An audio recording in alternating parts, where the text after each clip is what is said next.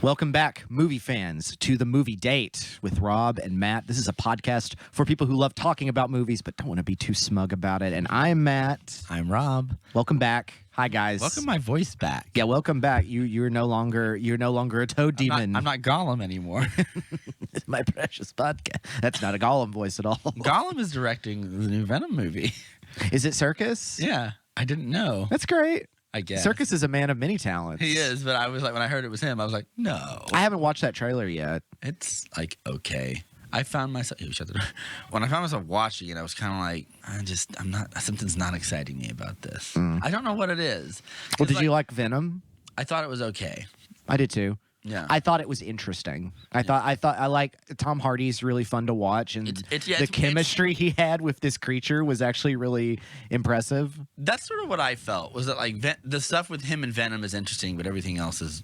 When I watched the Venom trailer, all I could feel was like, oh, like it looks right, but none of it's grabbing me. Like Woody Harrelson as Cletus Cassidy, I kind of miss his Ronald McDonald look. Yeah, they cut his hair, didn't they? They got rid of his red hair. I think it looked red hair better. erasure. I think it looks better when he was like a crazy Ronald McDonald looking dude. Mm-hmm. It's a better look for him or whatever. And like it's gonna be PG-13, which makes me go like, this should be the R-rated one. All the funny stuff is still there between him and Venom, right? When like they have great chemistry between him and that creature, which is just Tom Hardy. Yeah, that's the thing about that first. Does movie. Tom Hardy voice Venom as well? Yeah, that's funny. And I didn't know that. The thing about that first movie is I was like, Tom Hardy is having a lot of fun here. Yeah, and that he's on an 11, and he's doing Nick Cage work in that movie. But there's a lot of stuff I just didn't care about. Right. Well, he's good. The movie he's in is not as interesting. Yeah. There's a part where like Venom is like he's getting up in the morning and he's so like groggy and he's making his coffee, but the tendrils behind him are making. Venom doesn't know what food is, so he grabs all the food and just makes like a bunch of like pancakes covered in M&Ms. It's just a giant thing, and he's like, he's like yummy, and he throws it in front of him or whatever. Makes a bargin bin sandwich out of whatever he can like find. That. That's cute. And then they walk into that Chinese store or whatever with the lady. The lady is like, "Hello, Eddie Brock. Like, sorry, we're out of chocolate." And Venom's like, "What? Kill her!" Like or something like that. And I was just like, I appreciate that stuff. I think it's gonna be fun, but I'm worried it's just gonna be kind of a little on the forgettable side, like the first one for me. It is an early trailer, though. Yeah. We'll see what happens. Anyway, Andy Serkis did a voiceover for it, or like a commentary. He said there's. He didn't say you're becoming quite a celebrity. Yeah, when's that movie coming out? Well, I know it's coming out. Have you seen the production stills? Yeah, I saw some of the set photos, some new shots of him in the bat suit. Riddler. We saw the Riddler's face, which a lot of people were like. We're just like, that's not the Riddler or whatever. Like, I was like, what do you want him? What do you want him to be? The bowler do you want him to hat? wear a bowler hat? Like in this movie? In this economy? In this economy. I mean, yeah, he's supposed to look like the Zodiac killer. Yeah, I he guess. Looks like that plus Hush plus. Yeah, he does look kind of Iron Hush Mask or whatever. Yeah. Well, I mean, what do we expect? Like, this is a reverberation of what we demanded our Batman movies to be in a post Schumacher world. Yeah. R.I.P. And now it's come to this, and we got no place to complain. Like we don't know if it's gonna be that necessarily. Like we don't know how comic booky it's gonna be. He might very well end up fighting people like Clayface and stuff, which I still stand by. Like we need to see Clayface in a movie. Yeah, like it doesn't have to be the main bad guy, but like he can be a henchman or something. That's really cool. Because I always like to encourage and lean into the fact that like Batman does have crazy comic book villains. He's got a man bat that's hanging around. Let him fight man bat. I always forget. You always bring it up. Let's talk about I sent you a thing where Zack Snyder lampoons himself by directing an episode of it was cute. Late Night Stephen Colbert. He's got a good sense of humor about his style. I'm glad he can poke fun at himself. I appreciated the part where he was like, like I've conquered every challenge in the directing world, and when they asked me to direct a version of Late Night, I was like, yes, I love Carpool Karaoke. And the one after other that. He was like, okay. I love he's talked about his alternative take in my Batman in my Justice League. Yeah, it's just him, and it's just Colbert in the Batman outfit. Yeah. I thought what was the part where he's like, he's a director who could do it all, from the dark, gritty style of Watchmen to the dark, gritty to the style gritty of and Justice League. darkness of the Justice League. Which I found post visionary. Which I found kind of ironic when they show, because the one scene they show was Cyborg saving the girl or whatever, or giving her all the money. The money's not real scene or whatever, and I was like, well, it's like the part that made me feel like the most hopeful in that movie or whatever. But it was raining. But it was raining and dark. He likes his and his slow mo shot, which actually was kind of cool. Yeah. Like it was a joke, but it reminded me of one of my favorite parts from the Justice League, which is the fight they have with Superman, and the Flash is running around, and he just gives him that look like, you're not as fast as me, and I'm like, that's a gut dropper. I love that. He was like, first thing we had to do is like spruce up the set or whatever. So we brought in my CGI team to green screen everything. And he just makes the same table set. with just out of a green screen. Yeah, it's good. I feel like Zack Snyder is like when he's doing the bits or whatever, he's a little like not comfortable on camera or whatever. Like when he does his dialogue or whatever, I could tell he's not quite comfortable.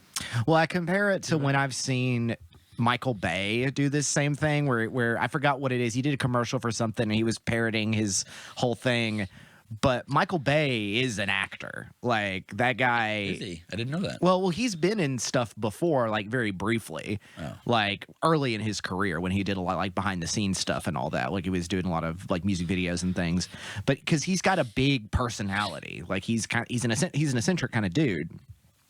So like I don't remember what it was for, but he did like a commercial a while back where he was just sort of making fun of his style about like, gotta have this big explosion in the background. And he's like got the sunglasses and he's all like alpha male explosion. I'm like, he gets it. He gets it. I think that's funny. I think he's very self-aware. I just don't think his movies are very good. But well, I've seen it before with like, you see certain directors who definitely take themselves to task, which is kind of fun. Yeah. Spielberg did it a lot when he was in charge of Amblin and was like running all the cartoons. Yeah. So like, there's a great bit in, I think, Animaniacs where like Pinky and the Brain, the Freakazoid, and a couple of other characters who came out of that Warner Brothers like 90s ticket were all just sitting there talking about, I'm Steven's favorite. No, I think you'll find that Steven enjoys my writing. And they turn and Steven Spielberg's there and he just looks and says, who are you people?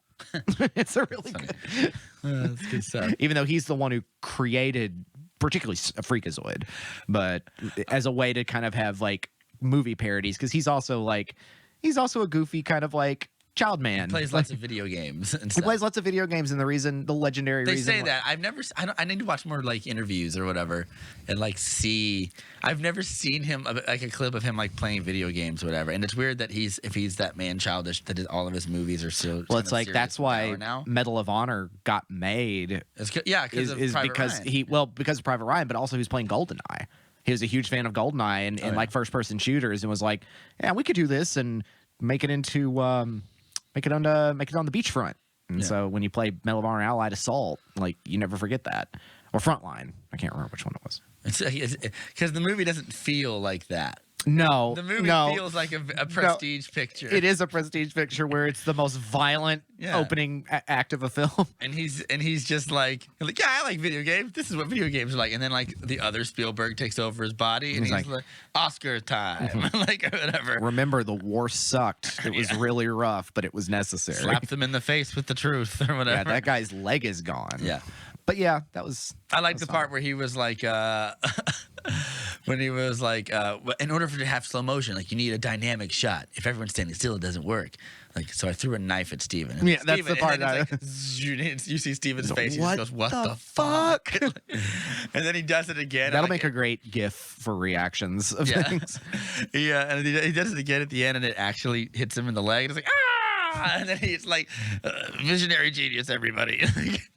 I thought it was very funny. When he slathers John Baptiste with the zombie mate. Oh yeah, and then he attacks Academy Award winner John Baptiste. Now he attacks Snyder, and you're like, no, and then he starts attacking him. That was pretty good.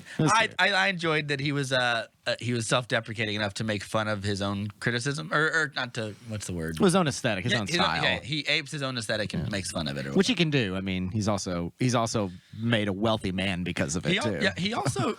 I forgot about this. He also started, because the movie we're talking about today is Army of the Dead. We are going to talk about Army of the Dead. This has context. So I don't know if it was Netflix or it's YouTube or something else, but he's doing something called like Snyder School, where he walks you through a bunch of how he makes something. It's like a little film school thingy where it's like in chapters or whatever. Like the first thing he does, he opens up the title sequence of this movie, right? Which is going to be fun stuff to talk about. He walks through the title sequences of a lot of his movies, and I never really realized it. Everyone always talks about like the title sequence of Watchmen or whatever, but like I never realized like all of his title sequences are like interesting and unique. Well, that's one except for 300, it just starts. But no, you're right. Like that's Man of Steel is this big opening where you're like you hear the heartbeat of Kal-El, and it starts because like I just think it's interesting. Like the movie starts with his birth, and like Batman v Superman ends with his death and stuff, and they kind of mirror anyway. But I think like even critics of Snyder will all agree that it's like he's so good at introducing like an opening part of the film because he's so good with music. Like he knows how to edit in music into movement. Like that's, I mean, I that's still what stands out to me about Dawn of the Dead is that Johnny Cash song to all that news footage and everything. I mean, that's how that sets a tone that I don't even think sometimes that movie succeeds in delivering, but we'll talk about it when we talk about Army of the Dead. That movie is a lot less satirical than the movie it's based off of. But it is more so than the movie we're going to be talking about, and I'll save that. Yeah, yeah. Okay. You wanted to talk about Last Night in Soho? Yeah. We'll talk more Snyder when we get to his movie that we're talking about. So, along with something like we talked about last time with The Green Knight, and all these pushbacks and everything. Oh, I just thought about something else we need to talk about. We'll get to it in a second. Okay. Is among all everything you all know about movies and television and productions that had to be pushed back due to the pandemic. One of them is the new feature film from Edgar Wright, creator of all the Cornetto films, Shaun of the Dead, Hot Fuzz, The World's End, Scott Pilgrim, Baby Driver. One of my favorite filmmakers. I've loved all of his movies he's made so far. He's also doing a documentary now. The Sparks Brothers. Which I've never really, I know about Sparks, but I've never listened to their music, but they have a huge influence, and it looks like a fun documentary. Yeah. It seems really up guy like Wright's alley. And I like Spaced. Spaced was really good too. He did a couple of Doctor Who episodes as well. So I didn't know that. Yeah. I've never watched Doctor Who. He did some, I think it was Tenet or Chris Eccleston, Doctor Who's, but he's one of my favorite filmmakers. I love that guy. He's got he knows how to make something kinetic and visually interesting. There's a great video I enjoy sharing to people from he doesn't do it anymore. He hasn't made a video in almost a decade of every frame a painting. It's a YouTube film like analysis thing. Yeah. That's pretty much been dormant for like almost 10 years, but he did a really great video. One of the things he talks about is like movie comedies are not taking advantage of movie language. Like he gave like an example of all these like Judd Apatow style comedies and everything, and mostly it's just reverse shot of people doing improv. And he's like, you go cut to something like Scott Pilgrim, which is full of visual gags that are set up and paid off throughout the film, and that's using editing and film language to tell a comedy, and it's hysterical. Yeah, and it uses like certain camera styles and cinematography techniques to convey certain ideas or whatever. Mm-hmm. Yeah. Like, as you know about me, I'm a big setup payoff person, and when it sets up and pays off, I'm like, ding. Great. In fact, it's ironic we're talking about this now. I think there's nobody better he doesn't do comedies, but there's nobody better who uses the camera to tell a story, to tell a painting, more than like Zack Snyder probably. The opening of BVS might be like the ultimate mini movie inside of a movie or whatever. But Edgar, when I watch like Scott Pilgrim, like the way the camera moves is a great example of that. For example, the Scott's not here joke. Yeah. If you watch the way the camera does that scene, like when it goes out and then like it does that when Scott goes through the window and then cuts back to Culkin. It's very like it's very clever. Baby Driver is not really as much of a comedy as those movies. No, it's a very different kind of movie, but his style is still there. The way he shoots it is still like in every frame a painting kind of way. Like the way the cinematography is used, it conveys messages. Even when he's making his little beats or whatever. That whole opening oneer when he's going in and out of the bank and comes back around into his vehicle and everything. Like you could watch Baby Driver and tell oh, bring in your shoes. I was saying if there's a person that you could do like a podcast where like every frame of the movie is sort of like a tiny movie, Edgar Wright would be like one of those people. Well, it's like talking about Snyder earlier about like using music to set something. And Baby Driver is a great example of that. Like it's meant to be that. Like the music plays into the movements. Edgar Wright did that through all the Cornetto movies. Like one of the best is, and you can see some of the behind the scenes stuff during Shaun of the Dead, is he storyboarded the part where Queen starts playing at the bar when the zombies break in.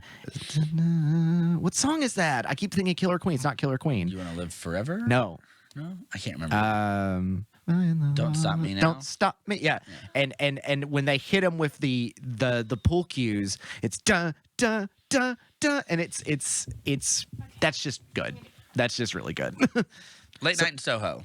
Yes. Yeah, so unlike comedies, if Baby Driver is any example, which it's kind of a sad thing about Baby Driver because it's coming close to like half the cast you can't watch it for anymore because it's got Kevin Spacey and Ansel Elgort. What happened to Ansel Elgort? Ooh, he had some bad accusations come around. No. That's why you haven't heard from him. It's a good thing they had John Hamm in that and not Armie Hammer. But Armie Hammer is persona non grata. Yeah. I don't see how that guy ever comes back. I wouldn't worry. His family is massively wealthy. That being said, like I really liked Baby Driver, and I was very suspicious of Baby Driver when it came out because I'm like, this is not Edgar Wright. What is this movie? Like, there's no sight gags. It's distinctly not British. Neither is Scott Pilgrim. It's distinctly Canadian. But like, I was like, this is very different, and I ended up really loving it. Last Night in Soho is Edgar Wright's newest movie. It is set in the modern era. Thomasin McKenzie is the actress, and she's moved to downtown London, the Soho district, and is like trying to make a thing. But it involves some kind of paranormal time travel back to the 60s, London in the 60s, which is like a real visually appealing time. And she has this doppelganger in the past in Anya Taylor-Joy, who is an actress I really enjoy. She is very captivating every time she's on screen. What's the tone like? Because I haven't seen this. You haven't seen the trailer? I sent it to you. We should watch it. Okay. We always take a moment and watch the trailer. So we just watched the trailer. Yeah. This is decidedly different than a lot of everything else that Edgar Wright has done. It is a paranormal doppelganger time travel thriller that is a gigantic, and this is because I really like films like this, a gigantic ode to British thrillers of the 60s and 70s. It is very Roman Polanski. It is very Antonini. It is very, he said, Don't Look Now. The movie Don't Look Now inspires it a lot because in the film Persona by, not Persona. Well, Persona does play, and that's Bergman, but Repulsion by Roman Polanski plays a lot of it. It's a lot about doppelgangers. It's a lot about second lives and the violence that sort of, but I also like that a lot of people are saying, I saw this tweet where people are talking about like Edgar Wright is making a horror movie, but because it's set in England, everyone has to call it a suspense thriller. And it's like, no, this is going to be a ghost story. This is going to be a ghost story. It looks very intriguing. The only thing I can pick up on is like the girl who is from our time. When she goes back to the 60s, she gets like, it looks like she gets very enamored with the glitz and the, I guess, yeah, the style or whatever. I don't even remember the 60s being that glamorous. Well, it was England the British in the 60s, like in late 60s, early 70s was all, That's big fashion, big style. It looks insane. And it's Matt Smith, speaking of the doctors, is in it. Yeah. It was the last film that Diana Rigg was in before she passed away. So she's in this one. Edgar Wright likes to pick older actors who have been in things before and throw them in for effort. He's almost done that with. I'm surprised he was very sad he didn't get a chance to do that with Roger Moore, because he's done that with all the Bonds so far, except for Connery. Yeah. Timothy Dalton was in Hot Fuzz, and Pierce Brosnan was in The World's End. Though Thunderball makes a reference in this movie because it came out in the late 60s. So I get the feeling that he's going to want to be like, if only I could have gotten Roger Moore or whatever. Yeah. Oh, if only. Or Connery. Yeah. There's not much to say beyond just that, but the way, especially like in the last shot of the trailer, there's a shot of Thomas and Mackenzie's character looking up, and then it like fractures and like cuts off, and I'm like, that just looks like a poster from a thriller from the 70s. Yeah. Like it recalls something like that. So this is it looks great. Yeah. I want to see it. I want to see it now. October. When does it come out? October. It originally was supposed to be October, I think, last year, so it's done. I'm more excited for that than like the new Quiet Place stuff. Anyway, but it looks great. I like Edgar Wright. I'm excited for this movie. And it's got a good cast, and it looks. I'm ready for it to go nuts. I kind of hope he never goes back to doing comedies like that. Outlandish comedies in a way. I think like as he slowly has got like he did like all those Cornetto movies. Then he did Scott Pilgrim after those. Yeah, and then he did. Then he was supposed to have done Ant-Man, and then he left there's away. And then people who still believe there's a cut of his Ant-Man movie, and I'm like, I don't think that's true. No, it never got to actually shooting. Right. So like they went to the Russos instead, right? I went to Peyton Reed. That's right. And they still use his script because his name is on the screenplay. So his script is still being used. It's just not his distinct style. Like it is about a heist to stop the technology and blah blah blah. And they used the test footage he shot from Comic-Con that he showed at Comic-Con, which is Ant-Man running on the gun. Right. Or whatever. Like that's still there or whatever. Little things of him are still in it.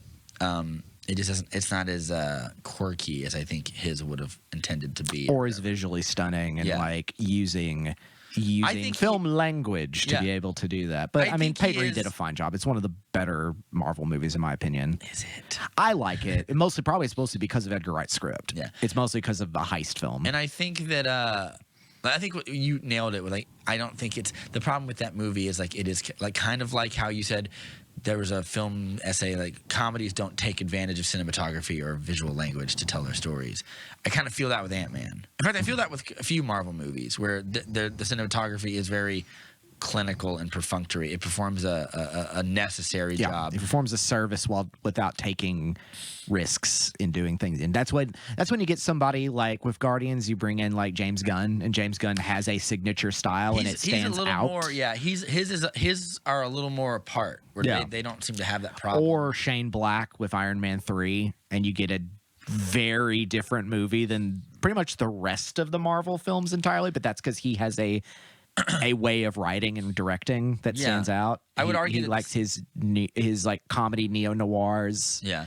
I think that the style of the movie though doesn't quite ever make that jump. That's my thing about Iron Man 3 is that like it is a Shane Blacky movie. It just never quite makes the jump to being like this weird, interesting movie. Right. It doesn't get kiss kiss bang bang, you know. Yeah. But it does have some moments that I'm like, only Shane Black would have done something like that. Or The Nice Guys, but I imagine go watch The Nice Guys. That movie's great. I've seen it, yeah. I imagine like a version of Ant-Man by Edgar Wright would have been more visually stunning or whatever. That's my problem with like a lot of those movies. Is a lot of them are very perfunctory is the word. It's a good word for that. But that looks great. I hope he never goes back to I think it's going to be very interesting to see where he goes because he is so comfortable in the stories he wants to tell that we'll see what that ends up happening. Yeah. So, I love if he got, works with Simon Pegg again in something. Like, he would do great, much like Brad Bird, in doing like a Mission Impossible. I agree. Like, if he got his hands on a Mission Impossible movie. I just don't know that it's so insular to Tom Cruise now that like he's got him and Christopher McQuarrie have their hands in it. Like they'll never let it go. We'll see what happens in this next one. Well, I think that they will, but they'll choose people and they kind of lord over them as they direct or whatever. But Edgar Wright doesn't strike me as someone who would perform well in that kind of scenario, because that's kind of what happened with Marvel. They're like, do it like this, and he's like, I don't want to do it like that. Like, well, that's why, like, while Snyder I can see doing something really fun in Star Wars, I don't think I want to see Edgar Wright doing anything in Star. I think he wouldn't like it as much. I feel like I would like if he did his own science fiction sort of thing. Like, well, that's what those spin-offs were supposed to be, these interesting things for people to tell new off the beaten path stories. I mean, Rogue One isn't off the beaten path, but like tell interesting stories that are a little more liberating in the Star Wars universe, that are not beholden to the Disney ethos. Right. And they kind of didn't become that. They didn't really. But they only got a chance to do 2, and then everything was canceled. Then they just, But I would agree, like Snyder and Edgar Wright would have done cool spin-offs in a way. Anyway, so the rumor about this brings us into another topic is like Snyder's involvement in Star Wars was going to be back in like 2013 or 14. He was pre-producing a movie or in development or whatever, but a movie that was supposed to be based on the Seven Samurai, but Star Wars and Jedi Knights, essentially. Right. And as I said when we were starting, I start breathing heavily, and I'm just like, I want to see that. I want to see the. I want to see the hell out of that. That sounds great. Like, I mean, I think Snyder understands enough about genre to know like he is taking from the most popular team building movie ever made. Because the thing was, like, I saw Seven Samurai was trending on Twitter, and it was like dual purpose. Like, one, it was people talking about Snyder's thing, but also somebody made a really dumb comment about the original about Seven Samurai, a really hot take that just did not succeed. What is it like? It's not that interesting or good, and the only reason we think is because it's the first one that did it. It was pretty much like it was just like, oh, so this is like the atypical like film bro movie that people can self-pleasure themselves to without having to tell a story, and everyone was just like, this, and also, oh, it's too long. And it's like, no, it's not. No, it's not. No, it's exactly as long as it should be. And it is so Pauline Kael, the infamous critic, said like that they quoted her saying like, Kurosawa never wastes a shot in Seven Samurai. Like the movement, the atmosphere, like the wind kicking the dust up, it's always telling a story. It's always speaking. Also, you got Toshiro Mifune acting like a maniac in it. What more do you want? Like, that guy is such a great physical actor. In fact, I think the way Kurosawa built his story and the way he shoots them kind of lends itself really good to if Snyder would have remade it. I don't know, like, how much of an... I don't think it was going to be a straight up, like, this is the Seven Samurai. But it's Star Wars. I can think see he was the gonna, story take being, the like, idea. The end of, like right before, if we're getting into Star Wars lore, like right before Executive Order 66 or whatever, yeah. And like, so you got like a handful of Jedi who are sent off to do a mission like that's not related to the Clone Wars or anything, but they got to go deal with something going on as like the galactic. But then, Executive Order 66 happens and it ends tragically. Or something like that. That's very. You need to write that screenplay, Matt. But I'm kind of an ideas guy. Yeah. I'll write your spec script, man. I'll do your Star Wars movie. It sounds fun, man. Like, and I the thing that he said that made me real sad is like I think that I tend to be a little controversial, and I don't think Disney wants anything like that. And not that he said not that the movie would be controversial. And he's like, if I wrote something in Star Wars, like I'm more than happy to like trim the rating for you. Like I'm not gonna like. Yeah, no, I don't need it. I've got my R-rated Star Wars ideas, but isn't the thing like Snyder says he would still like to do it, but in his own? Yeah. So what he said is like I still have the script, and he goes, but we just took all the Star Wars out of it. And it's its own sci-fi thing, which I would still watch that. Because then you get to a now little more freedom, maybe. Well, then you get to draw from different science fiction character tropes without them all having to have lightsabers. Yeah, like you can, because that's much like you had talked about when we talked about The Magnificent Seven. Magnificent Seven, yeah. When we talked about the Magnificent Seven, is like, you can get all these different personalities. And I think another thing is, like, when you think of the Jedi, especially during that era of Star Wars, if we're getting into canon about that, their personalities are kind of the point, is they're not distinctly different. They're all kind of, like warrior monks. They're all paladin types that have all taken an oath, and all, they may be of different species, they may be different backgrounds, but they all tend to act similar. Take the Star Wars out of it, and you've got an entire world of science fiction type characters you can draw into and make into a group. I agree with that. And that could be a lot of fun. That could be a lot of fun. That is a lot of fun. When I talk about could be, that is a lot of fun. It reminds me of something like it's not a great movie or anything, but I felt like the potential was kind of the same. It was like Battle Angel Alita.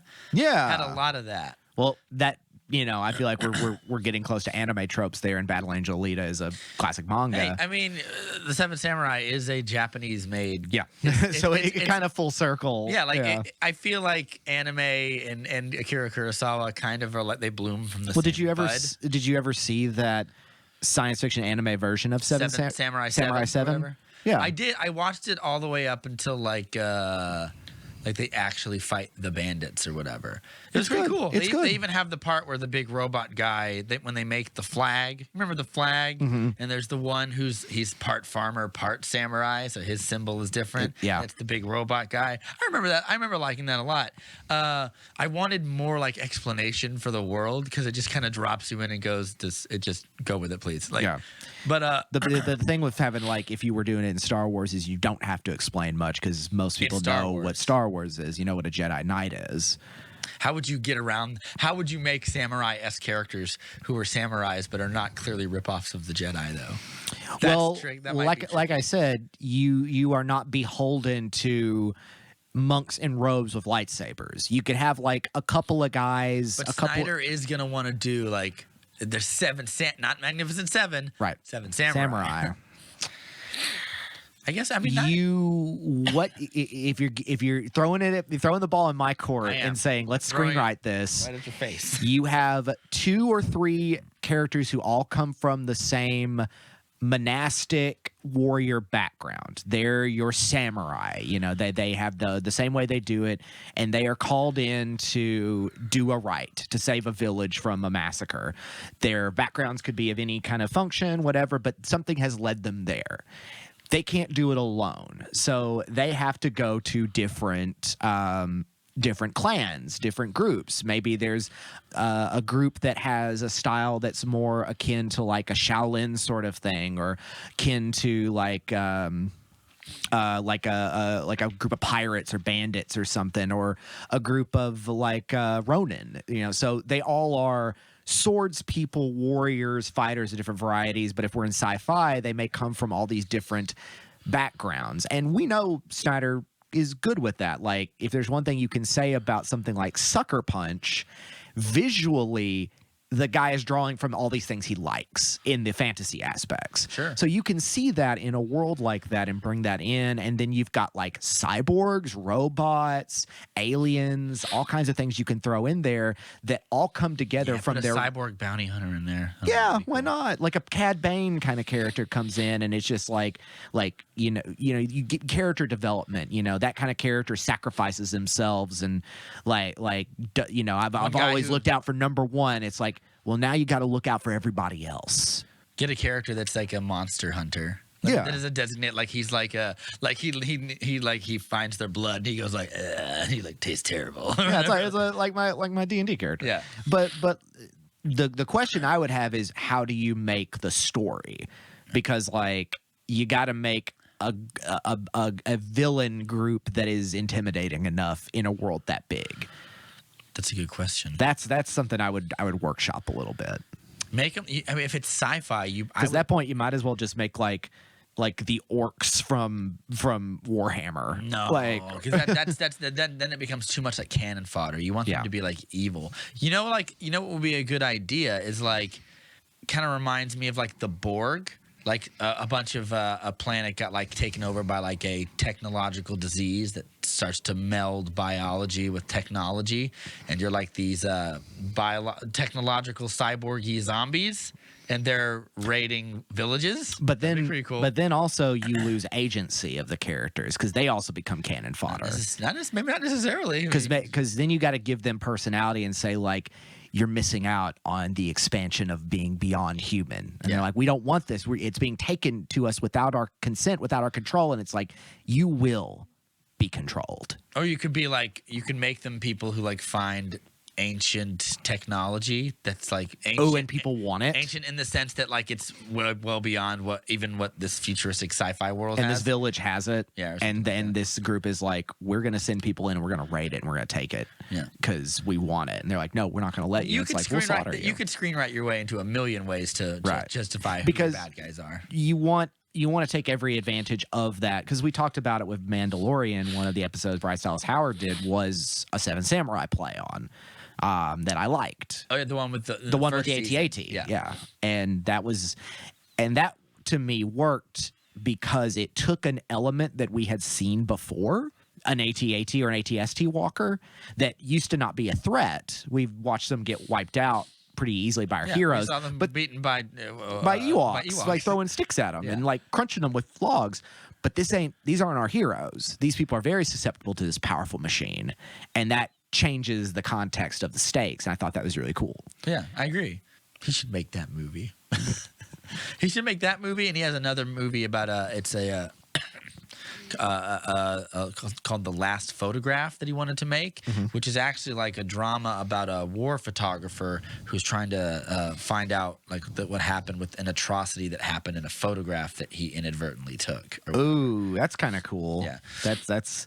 I anything but the Fountainhead, please. Yeah, you can, your Ayn Rand, whatever.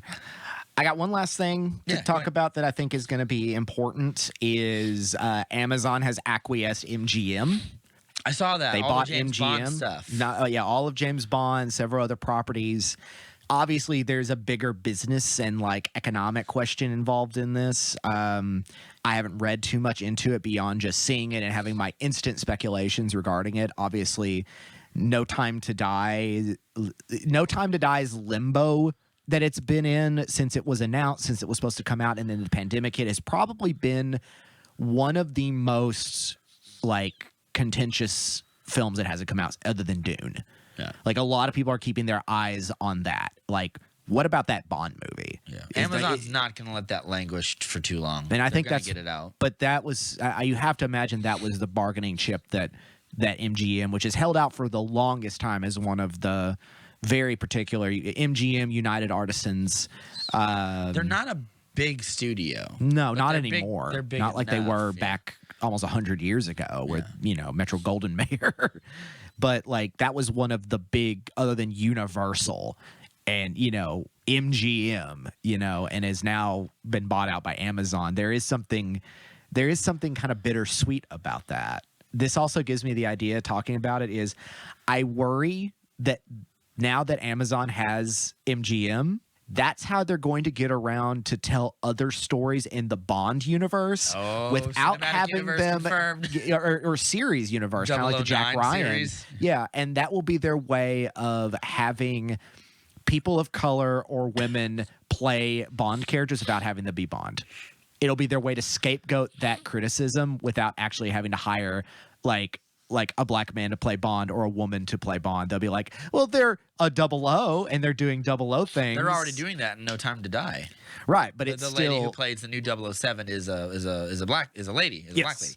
But I feel like that will be their way to, because a lot of people are saying like, come on, like why not? Like it's Bond. Like Bond can be whatever Bond needs to be, other than the elemental idea that Bond represents, British imperialism, and is kind of like a shitty character because of that. Because Ian Fleming, whose 100th birthday I think was the other day, or 103rd birthday the other day, Ian Fleming was a big fan of that whole like sub CIA property sort of propaganda. Yeah. But all the politics aside, I think that we're going to see them do the Bond extended universe I can feel the Broccoli's being like or the Fleming estate or whoever owns It would be the Broccoli's. Yeah. It would be Barbara and whoever being else. so upset by all this. Yeah, but how much Bezos has all influence the do money. they have now that they bought MGM? Yeah. Like, and now you have to imagine they bought.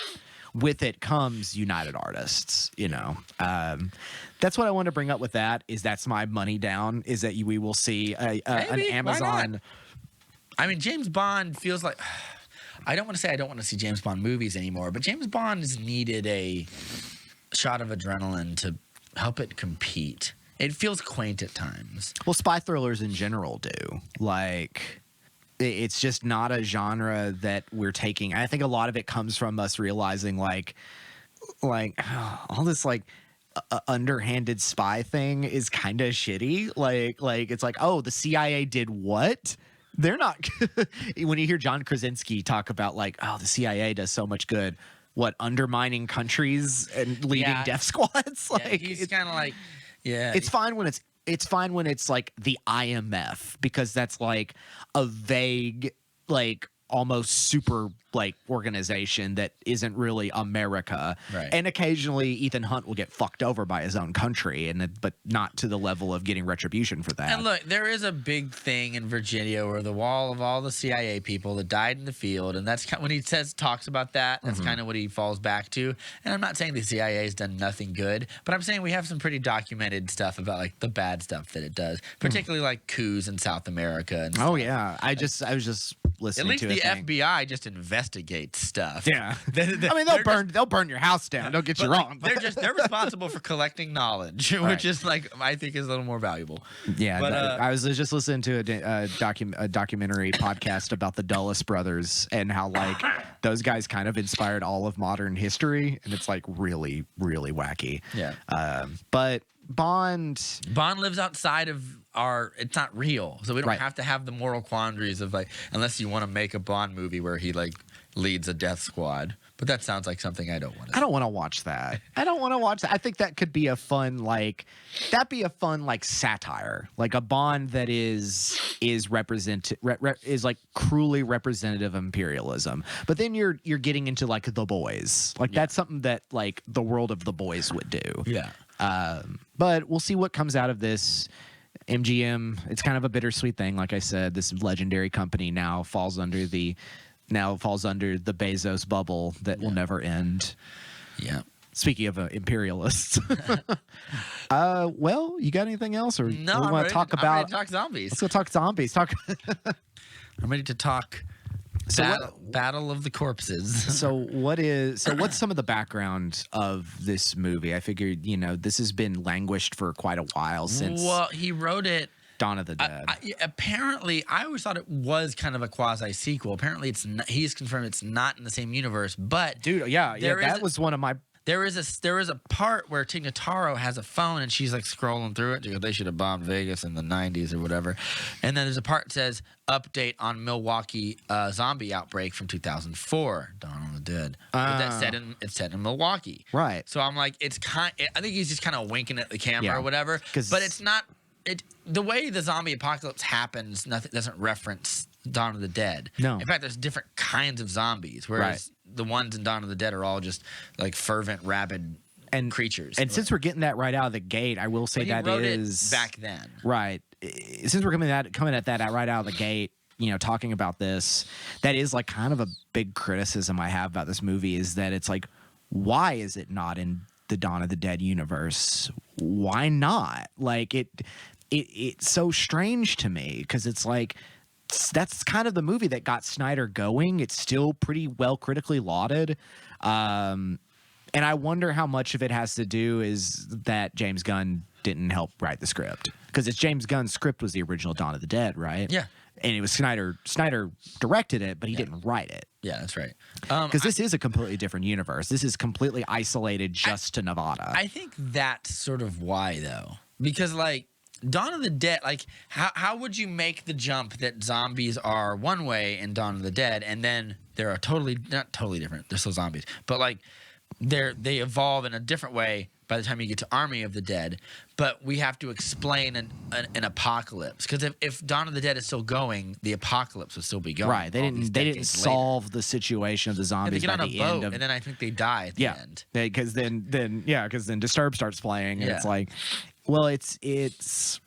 I think that concept of evolution could be there because of Romero's zombies. I agree. We watched the Romero zombies change from like the brainless shamblers that they are, at least up to Day of the Dead, where Bubs, is starting to cognitively think and being able to form like concepts and things, like redevelop a kind of primitive humanity or a primitive understanding of the world around it, other than just a brainless meat eater. I think the idea is that by the time, because Dawn of the Dead gets real stark, like by the time they're in that mall, no one's coming to help them. No, because it's gotten bad enough that like, how could you? And then like the zombies evolve and they become alphas, and so they're even more. Well, I think lethal. Also they're one would be more left. They're more lethal in Dawn of the Dead because they're fast, they're ferocious, They're all they're kind of like bestial alphas, yeah, or whatever. But you see that with these. I mean, I guess these Vegas zombies are a little more shambly. They're not as vicious as there are the ones in Milwaukee. There are two kinds of zombies. Right. There's shamblers and there's alphas. And then there's the king and the queen, but we'll get to that. I guess we'll talk about the story real quick. Yeah. Talking about a mini movie. I feel like the opening part of this film, which you had mentioned to me, and I was like, I'm gonna wait to watch it with the movie. Yeah, could be its own short film. It is. I mean, there's a million. Keep in mind, Netflix has already doubled down on this. Yeah. It's done almost 80 million viewership since it opened, which is huge. Yeah, it's huge. I think it's number one in right now. History of Netflix, and it's number one in like a dozen or so countries. Zack Snyder's fine. Yeah. He's got the number one movie with HBO Max, and he's got the number one movie with Netflix. Well, we assume they won't release the numbers for HBO Max, but we assume it went to China and did like 300. Whatever, right? So we know it did like, craters. He's looking at Warner Bros. Like, you could not show me, but I think it did. I think I know what's up. But like, and they've already doubled down on sequels and spinoffs. They got the animated anime spinoff, and then there's Matthias Schweinhofer. I don't know how to say his name. The German guy, Dieter. He's directing a prequel called Army of Thieves, and it's already shot. Good, because he's like my favorite part of this. He's movie. pretty good. We'll get to it. This movie. So this is not set in the Dawn of the Dead universe. No. So this is an isolated incident. This is more akin to like a Raccoon City Resident Evil sort of thing. Yes, but better. Yeah, I mean, it's as a movie, they're better. I'm talking more about the video games. Oh yeah. But also the video games. Well, the video games are critically lauded. They're dumb too, but so a group of military guys are sent to carry out an asset of some variety. I love this opening. And it's really good. And are we going full spoilers? You want to just get into it? No, I figured we could talk about this from the beginning. At least get to the initial plot. So this young couple crashes into them on accident and just blows up horribly. It's great. And then the zombie alpha beast gets out and just lays waste to these guys. And just the way that buildup happens, I love the two guys in the beginning just talking about what they're transporting. Yeah. And one of them was like, it's the original Constitution, but the one written in the founding fathers' blood. Yeah, that was really good. They were going back and forth, like the raising the of the stakes. staff of Raw. Whatever. And I was like, okay. Dude, and one guy is Alien Area 51. well, apparently that might be true, but we'll get back. There's a bunch of hidden Easter eggs and little things he lays in here, which are like, there's going to be a sequel to this movie, and it's going to like open the fuck up to be like insane, like what these zombies are or are not. We'll get to that later. We'll get to that. But yeah, they get crashed into, and this giant, it's like a shipping container almost. It tumbles off. You expect like a velociraptor to be in there. Yeah, and like it falls off, and the soldiers are like, they're beaten and battered, and they're getting up, and the door just like and slides down. Their person on the comms just like, get out of there. Yeah. Run away. Is the payload secured? And he goes, no, the payload's compromised. He said, listen to me. He was like, get all your men and get away from the payload as quickly as possible. They say, if someone is down, leave them.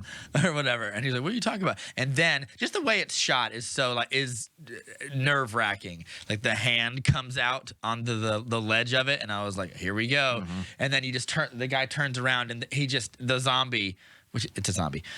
If you didn't know what the payload was, it hauls ass at these soldiers and just like they have no chance. Yeah, mows them down. And I was bullets like, do nothing. I was like, what is it? It's gonna be one zombie? How's that gonna be hard? And then dude, they proved me wrong. And I was like, and then Jimmy Olsen from Batman v Superman is like, get up, we gotta go.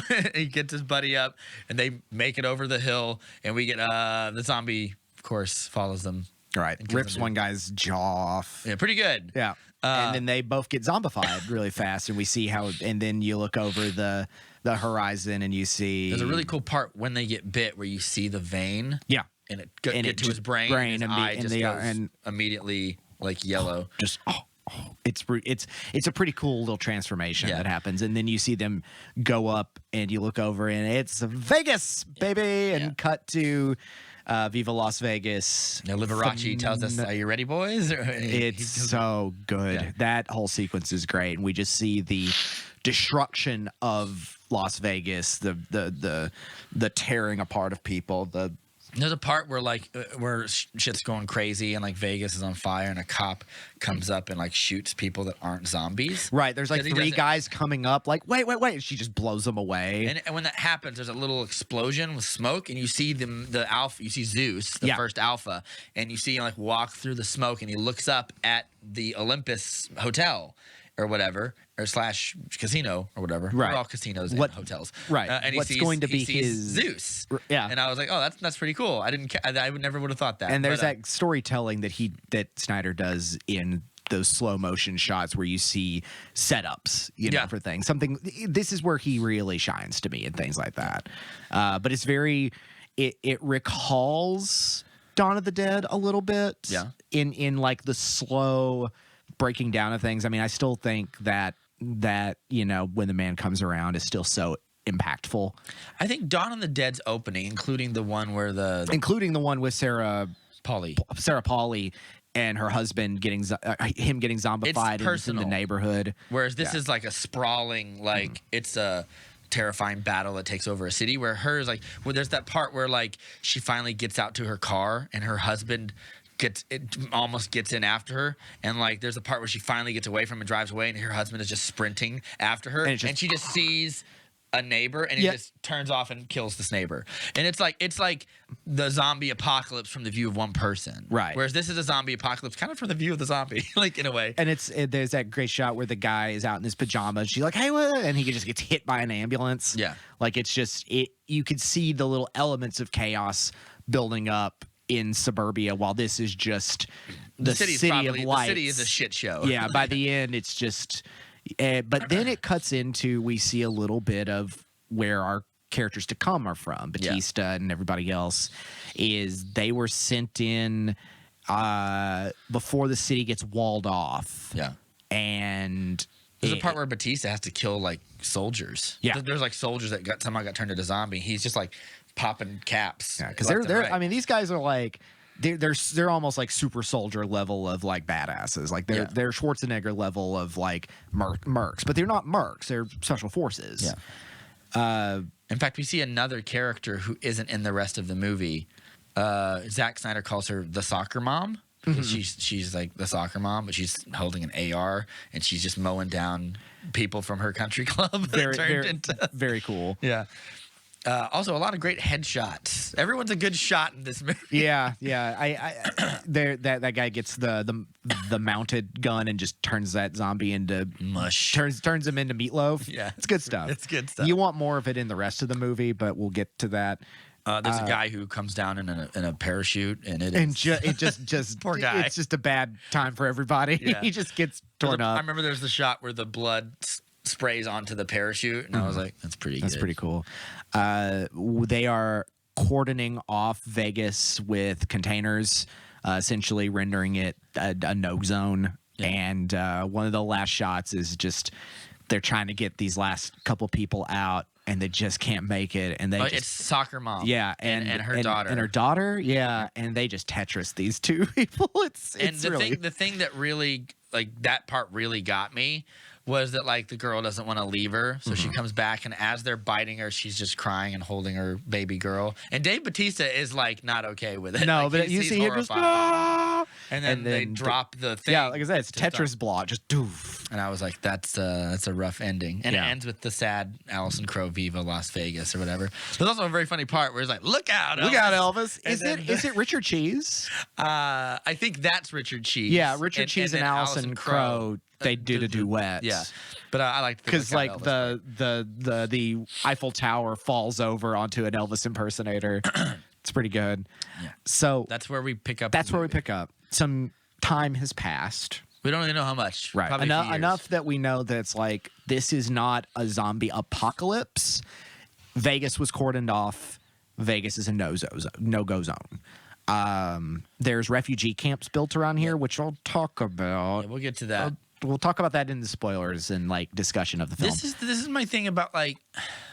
This is why I think the movie couldn't work if it was a sequel to Dawn of the Dead, because Dawn of the Dead paints a much bleaker. Yeah, there ain't no time outlook. for refugee camps. Yeah, in like Dawn of the Dead. Like it gets so bad in Humanity Dawn of the Dead is that like not no good. people can't. The army can't send teams to get anybody. No, if they are even alive, which we have no idea if they are or not. Because they whereas mention here, like society, the White House, it all kind of stays intact. Because it mentions this isn't really a spoiler because I was kind of curious about it when Hiroyuki Sanada's character Tanaka shows up, and he's like a business interest guy who comes to Dave Bautista, who's working as a fry cook, and apparently that's a real restaurant that Snyder liked in Albuquerque where they shot. Oh, cool! The Lucky Boy, so he gave him like a cool little cameo. Yeah. And Batista's the giant guy working there, just like, yeah, what's up? Yeah. And they're like. And he knows who Bly Tanaka is and all that. And he's just like, hey, you... I love that they don't waste any time. Yeah, like, they don't waste any time. The movie gets started. $200 million in Undervolt. Need you to get it. Yep. Well, he mentions that, like, Batista's character, Ward, saved the Secretary of Defense. In Vegas, yeah. That's... Do we see him do that? No, I think it's just implied. It's just implied. It's like, like Secretary of... Unless it was, like, one of the people he's getting out of that. Yeah, they don't... That character's not a character, but it mentions like you got like a Medal of Honor. Like he's a hero, but you know he's getting the brunt of being a hero, which is he gets nothing. Yeah, because they want to flipping burgers. He's flipping burgers, and he's distant from his family. Zack Snyder said Dave Bautista is in fact not a good burger cook. He said he's good at other things. He said very charred. Is what he described his cooking. At least he was methoding the burger cooking. Yeah. So he's, his situation is not the best. Yeah. He's estranged from his daughter. I'll get to it. He's estranged from his daughter, and he's on hard times. He's got connections to these other people who were his former team. Yeah, he's got team. We see during the flashback. We see Omari Hardwick and Ana de la Ruguera, who are two of the members of his team. Right. Omari Hardwick plays the guy with the big old saw. Yeah. Who I thought was great. Yeah. Ana de Ruguera and Omari Hardwick are both. Yeah, they're both the other hard asses. Yeah. And but Tanaka comes to him and says, "Hey, I want you to get a team together, and there's something of great amount of money at the bottom of one of my old casinos, like kind of like a Bellagio sort of deal. It's like we want you to Ocean's 11 in there, get it out, shouldn't be a problem, and then you can split it among yourselves, get a team together, be here tomorrow. What do you think?" And that's kind of where we're going. Yeah. We do discover that in the refugee camps that there are coyotes that'll let people get in to Vegas, because Vegas, the last shot we see before the film starts is like wall to wall zombies. Yeah, like the whole city is wall to wall. Tens of thousands at the bare minimum. Yeah, it's not that bad now. It's mostly a wasteland. Yeah. Well, the zombies, like, we'll get to it in spoilers. Yeah. There's a cool part they imply to what happened to some of the zombies because they're just too stupid and they just stood out there in the sun. Right. Because they do bring up, like, there are more, like, the creatures have natural habitats that they do and natural habitual things they do. But that's pretty much the start of the movie. He goes and starts collecting people. He needs a safe cracker. He needs someone to get them in. He needs more people to shoot zombies. More people to shoot zombies, which is one of my favorites being Guzman, Raul Castillo's character. Yeah, who's just kind of like he's a Twitch streamer / Redditor. Yeah, he's just a streamer. He's like, hey, like and subscribe. I'm gonna go in here and shoot zombies, and I'm like, that would happen. Yeah. That would totally happen. He's not afraid, so like, yeah, we'll get him. I mean, why not? And he's got his own little crew of cholos that hang out with him. So Dieter is the safecracker. Played by Matthias Schweinhofer or whatever. Schweinhofer. We're gonna call him Matthias. Yeah, played by a German actor who's really fun, and he plays Dieter, who is and he's also directing the prequel to this as well. Right. This is cool. The other people are Theo Rossi plays I know him from Sons of Anarchy and Luke Cage. He plays Cummings, who is a prison guard, or a camp guard. He's a camp guard monster asshole guy, but he's mostly a problem to Scott Ward's daughter, right? But also anyone who lives in the camp. Nora Aronzeder's character, Lily, she's the coyote. Well, she's the one who takes people through. Yeah, the coyote. Right. Yeah, she's the coyote, and then Tig Notaro is the helicopter pilot, Peters. Yeah, who is completely has replaced the other person in a pretty mostly seamless fashion. Yeah, for the most part. She was never on set with another person except for 2 scenes with Ana de la Rugera. Is what I read online.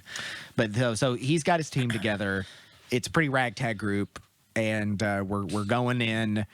Hopefully things won't go bad. Things happen. Yeah. And also Garrett Dillahunt. My man. That's right. My man Garrett Dillahunt. And he plays. I can't remember his name. He is sent from Mr. Tanaka to just sort of. I'm here to help. Right. He's his right hand man. He surprisingly is a bigger character than I thought originally. I like Garrett Dillahunt. Yeah. He's in a nice part of this film as a gruff sort of guy who's out of his head. In a non-spoiler way, he gets the best zombie kill. I would say so, yeah. From here on, I mean, that's the plot. That's the crew, yeah. We'll get into talking about what happens in the movie now. I mean, do you want to talk very initially, spoiler-free, about what you thought about it? I really, I walked away from this movie being like, you know what? Like, this movie feels like Zack Snyder. I don't say going back to his roots, but it's like you go back to your roots after you've made a bunch of. Because I really like most of his movies. Like it's a band going back to kind of the same producer from their first record after they've been through all these experiences, and they get to take what they've learned from all these experiences, but back to a DIY, do-it-yourself kind of style of music making. It's kind of like that. That's how I felt from the movie. I really liked it. The questions it raises about certain things in the end, whether they're philosophical questions, I thought are really intriguing. The theories, the fan theories about what this stuff could be are real fun. I'm 100% sure we're going to get another one of these. When I say another one, like a sequel to this specifically. Right. Well, it won't be a sequel because I'll get to that later. But like, I really liked it. Some of the critiques online said it was really dumb. And I couldn't find anything that I thought didn't make sense to a degree. There's one thing I think that doesn't make sense, but I think it's like, it's a zombie movie. I will suspend that disbelief because if I didn't do that, there would be no zombies and there would be no movie. Like, so it would make sense. But like, I don't know, man. I really enjoyed it. I enjoyed it for what it is. I was surprised. I loved, there's some parts where Zack Snyder, because he loves Excalibur, he puts the music from Excalibur under anything that Dieter does. When he sees the safe, it's when Arthur like creates Camelot or something. It's one of those things. Because his whole thing is like, he's seeing it as Nibelung, like as Siegfried. Like it's mythological to him. Yeah. So I thought that was a nice little wink and a nod. In Dieter says like when we open the safe, it will be either death or rebirth or whatever. Kind of a reference to the Holy Grail, you and the land are one or whatever. But I thought it was cool. I thought it was just the right amount of tongue in cheek. But it's mostly, a lot of people are saying like it's like a lot of the satire is in it. Not really. No, it's a pretty serious movie. Yeah, it takes itself pretty seriously. The satire comes from like political stuff, like Constitution no longer in effect, and I was like, that's good. I like that. Or there are some things I found in the opening parts, like before we get going, that I feel like were unfortunate that they came out now, because they come off as they come off as social critiques that are kind of, ooh, I don't like that. Okay, you have to tell me what these are because I'm curious. Yeah, I liked it enough. I am more partial to the original Dawn of the Dead because I feel like You mean like his original or the his original. Okay. Like his original Dawn of the Dead. I'm much more partial to it. I like this was a little more melodramatic at times for me. I feel like That's probably I feel like there are portions of it that didn't hit the level that they could have done, and they could have trimmed it down a little more. I will say for a movie about a zombie apocalypse, it seems Well, it's not even really a zombie apocalypse because it's quarantined to Vegas, right? And it's a heist film. Nevada. It's a heist film drama. It's heat with zombies. You know, it's like it's kind of that, but you've got a merc crew. You know, like the stuff with the zombies in general. I was kind of like, because the one thing, you know, this isn't really a spoiler, but the one thing they do is they create a hierarchy. Like the zombies have a society other than just the shamblers. Like they have a society. Like they live in a society. There's the king, who is Zeus, his queen, who kind of does the scouting. She's Athena, and they have the ability to turn people into zombies immediately. Into alphas. And alphas. Make them more powerful than the regular. Which brings up my one critique that I think didn't make sense. If they only create alphas and he is the only one, how are there shamblers? Right. Because when he bites the soldiers at the beginning, they become alphas. They don't shamble around. And one of them is still there by the part of the movie, right? Like one of those soldiers is, I think. I think so. I think I remember seeing one of the alphas like, that's that original soldier. Yeah. It could be. It could be. When you first see Zeus, his hair has grown. Yeah. Which by the time I thought someone said like, that's dumb. Zombies. Why would zombies' hair grow? And I'm like, your hair grows after you die. Yeah, that's not a criticism. And also, even if it wasn't, even if that was 100% true, that's a nothing criticism. Of and also this creature is not. This isn't Walking Dead rules. Like these are different rules. Like and I really don't need the rules laid out to me that much.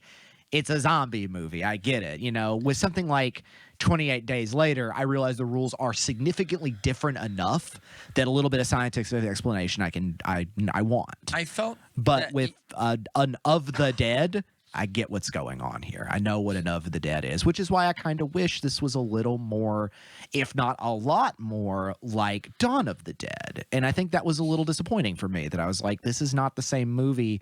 Therefore, the tone is very different. It's not as splattery. It's not as grotesque.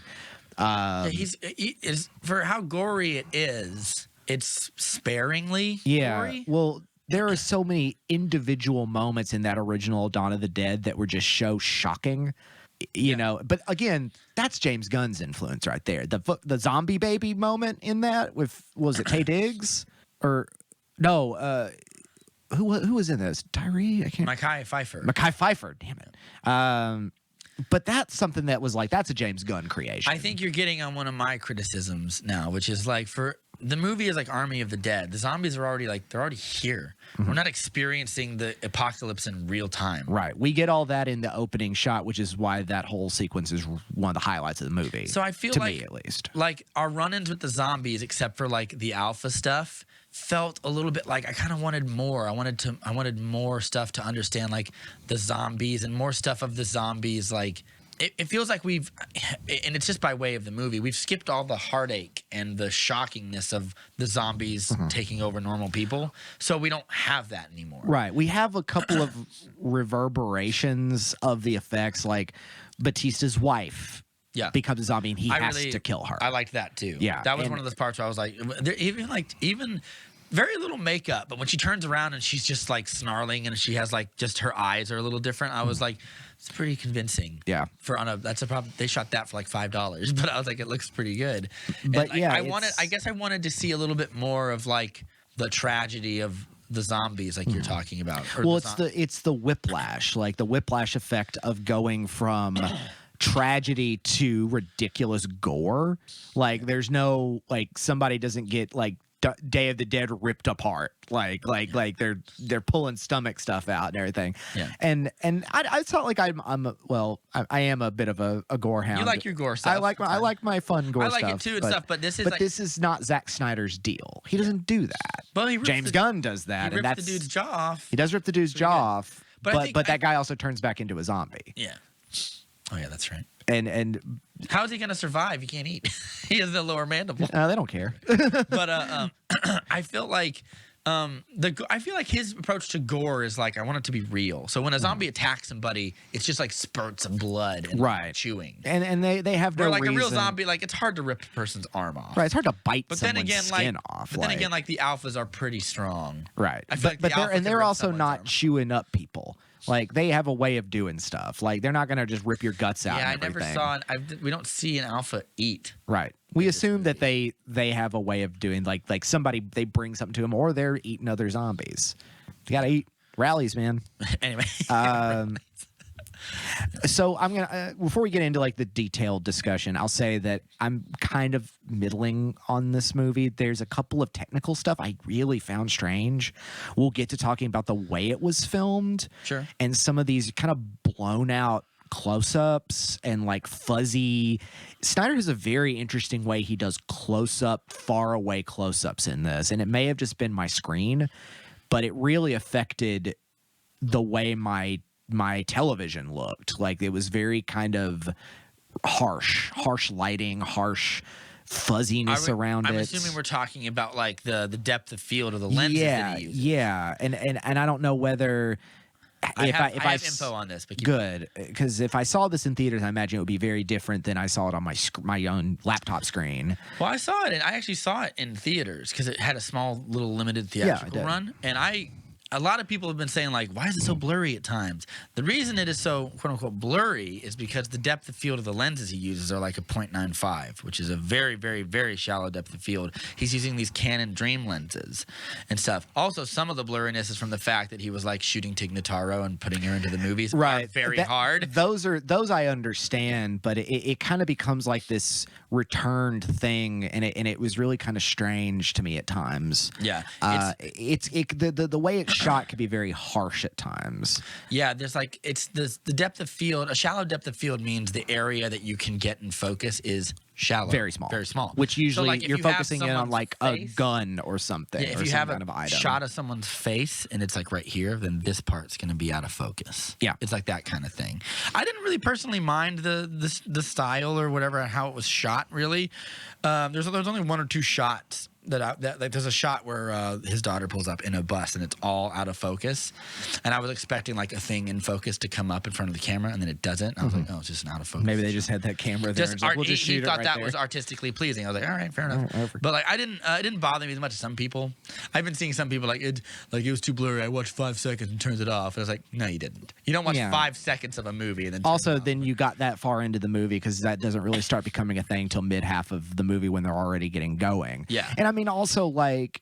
I can understand if you're trying to give the feeling of the heat of the desert, but that's not really a point in the film, is like they're in the desert. I think it's just an aesthetic choice. That's all it really is. Another thing I have, and we'll get to talk about the details, is like a lot of the acting. I was really kind of like, because Bautista in particular, I love Dave Bautista. I love the man. He's a good dude. You didn't like it?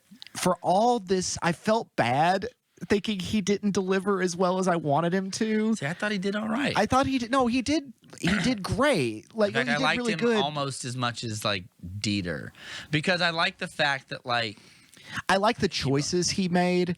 It's just I feel like his delivery on some things just wasn't quite there. That naturalism just wasn't quite there. And I was just like, oh, man, because I know he was really rooting for this movie. He was really rooting to be like... movie's a big success. Yeah, he's fine. But I know he was like, this is a chance to show my acting prowess. And he's very charismatic, but I feel like he was still too restrained. He's still a little too... modular, a little too mediated. I'm like, you could go big, go bigger. Because when he gets his great facial expression, some of his acting is best when he's like in silence. Yeah. But when he's like delivering lines, I'm like, come on, man. Like, I think I might have a counterpoint to this later, but we'll get to it when we get into it. We might as well now we're spoilers. We're going to talk about the movie in detail. I guess I'll start with that. Yeah. I felt like a movie like this could devolve into action hero tropes very easily. Especially when you got a team of big burly, muscular, like, multiverse mercs. It reminds me of like the Stephen Colbert bit. Like I think he actually lost muscle mass. Yeah. It was a great little. Anyway, but which I mean, you took Dave Bautista in glasses, and it's going to be funny because he's a very large-headed man with tiny glasses. Yeah. I felt that like because you have all these giant action movie tropes this movie could have devolved into, and I felt Dave Bautista's character could be summed up in one word, like he's a very vulnerable performance for the most part. I appreciated that because it could have just been like a bunch of Leonidas clones. He could have been Arnold Schwarzenegger. Yeah, and I think I appreciated the fact that like he's doing this so he can have a new life. Or whatever, and that there's even a part like I don't know, like I wasn't expecting it because I don't think Snyder would find it interesting, but like I was worried it was just going to become a bunch of like oorah stuff, a bunch of oorah chuds, like the bad guys in Avatar kind of stuff, right? And like it didn't do. It doesn't really do. In fact, that. Omari, there's the only time like anyone like alpha flexes is when someone picks up Omari's saw, or where he's like, "Don't touch my saw again." Yeah, which he really doesn't use much in the movie. Well, yeah, someone else uses it. Yeah, well, I feel like it's better to need it than not have it. Which I feel like Snyder kind of puts a lampshade on it when they have the fantasy sequence of how they want it to go down, which was in the trailer, which is like all of them in a circle, firing guns and everything. And it's like, I was like, oh, that's not this movie. Yeah. This is what they think is going to happen. This is like, oh, it's going to be smooth pickings. We're all going to be action heroes. And no, I mean, they are action heroes. These guys kick a lot of zombie ass, like even when they're going down. When they're in the mall or whatever, there's the great part where all the zombies are in like hibernation, like stasis or whatever, yeah. And they're trying to sneak around it, and that the girl gets caught, but she's still laying waste to him. Yeah. And the only reason she doesn't get away is because Dillahunt like locks the door on her. Douchebag. Yeah, Dillahunt's an asshole in it. But I wish we had more stuff like that. Or more sequences like that, because like, I feel like we get a few. That was very tense. But like that one in particular, I was like, that's very tense, and I like that. But the performances, I don't know. I guess I was more amenable to them because they felt very human, as opposed to like Dawn of the Dead. I like it a lot. Some of those performances are human or a little over or inhuman or a little over the top or whatever. Right, but because it's so overtly comical or comic booky and grotesque and insane and satirical, while this isn't satirical, like it's just a story. It's just a straightforward story set in a zombie world. The satire doesn't come from any of this. Well, I'm not going to say none of it because he builds a wall on the border to keep out the. Right. So that's the stuff that I think is really interesting. And since we're talking about, I'll go ahead and talk about where I was kind of like, ooh. And it wasn't that a lot of people were immediately just like, why is, what's his name? Who's in a cameo for like a few seconds, that awful right-wing grifter. Oh, Sean Spicer? Yeah. But Donna Brazil's in there too. Yeah. So you have to look at both of them. And it's very short. Like, it's very short. But a lot of people were just like, ew, Sean Spicer. And I'm like, I get it, but he's only in it for like a second. Like, yeah. Well, I think that's done on purpose, and I'll tell you why. He makes fun of Trump in the movie. The president line? You remember? Yeah, vaguely. The president thought that it would be like, the president thinks that blowing up the city is, quote, actually very patriotic when you think about it, and really cool. And a lot of people have been saying, like, and I was like, he's making fun of Trump. Right. And I think Trump would be like, I'm throwing the missile. Yeah. Gonna blow up Vegas. A lot of people are saying, very brave. We love blowing up Vegas, don't we, folks? I mean, I have a hotel in Vegas. It's a great place to be. It's very sad I have to let it go. Sad. Yeah, but like, so when Sean Spicer was there, I think he was like, Sean Spicer would be the person making this argument. Right. Or whatever. Or someone like him. I guess it's just a bummer he got paid. He got paid. Well, he hated working for Trump. Like, he came out like since he's done it, and he's been like, yeah, I don't like it either. He's still. I don't like it either. He's still a fast grifter, but he's on Dancing with the Stars now. Yeah.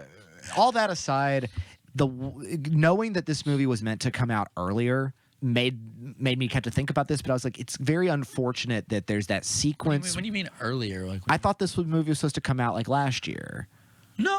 No, it's on time? No, it's kind of on time. Okay. It didn't really get, because he finished shooting it before the pandemic happened, and all they had to do was edit it and stuff. So here's something I want to know, curious what you think about this. Yeah.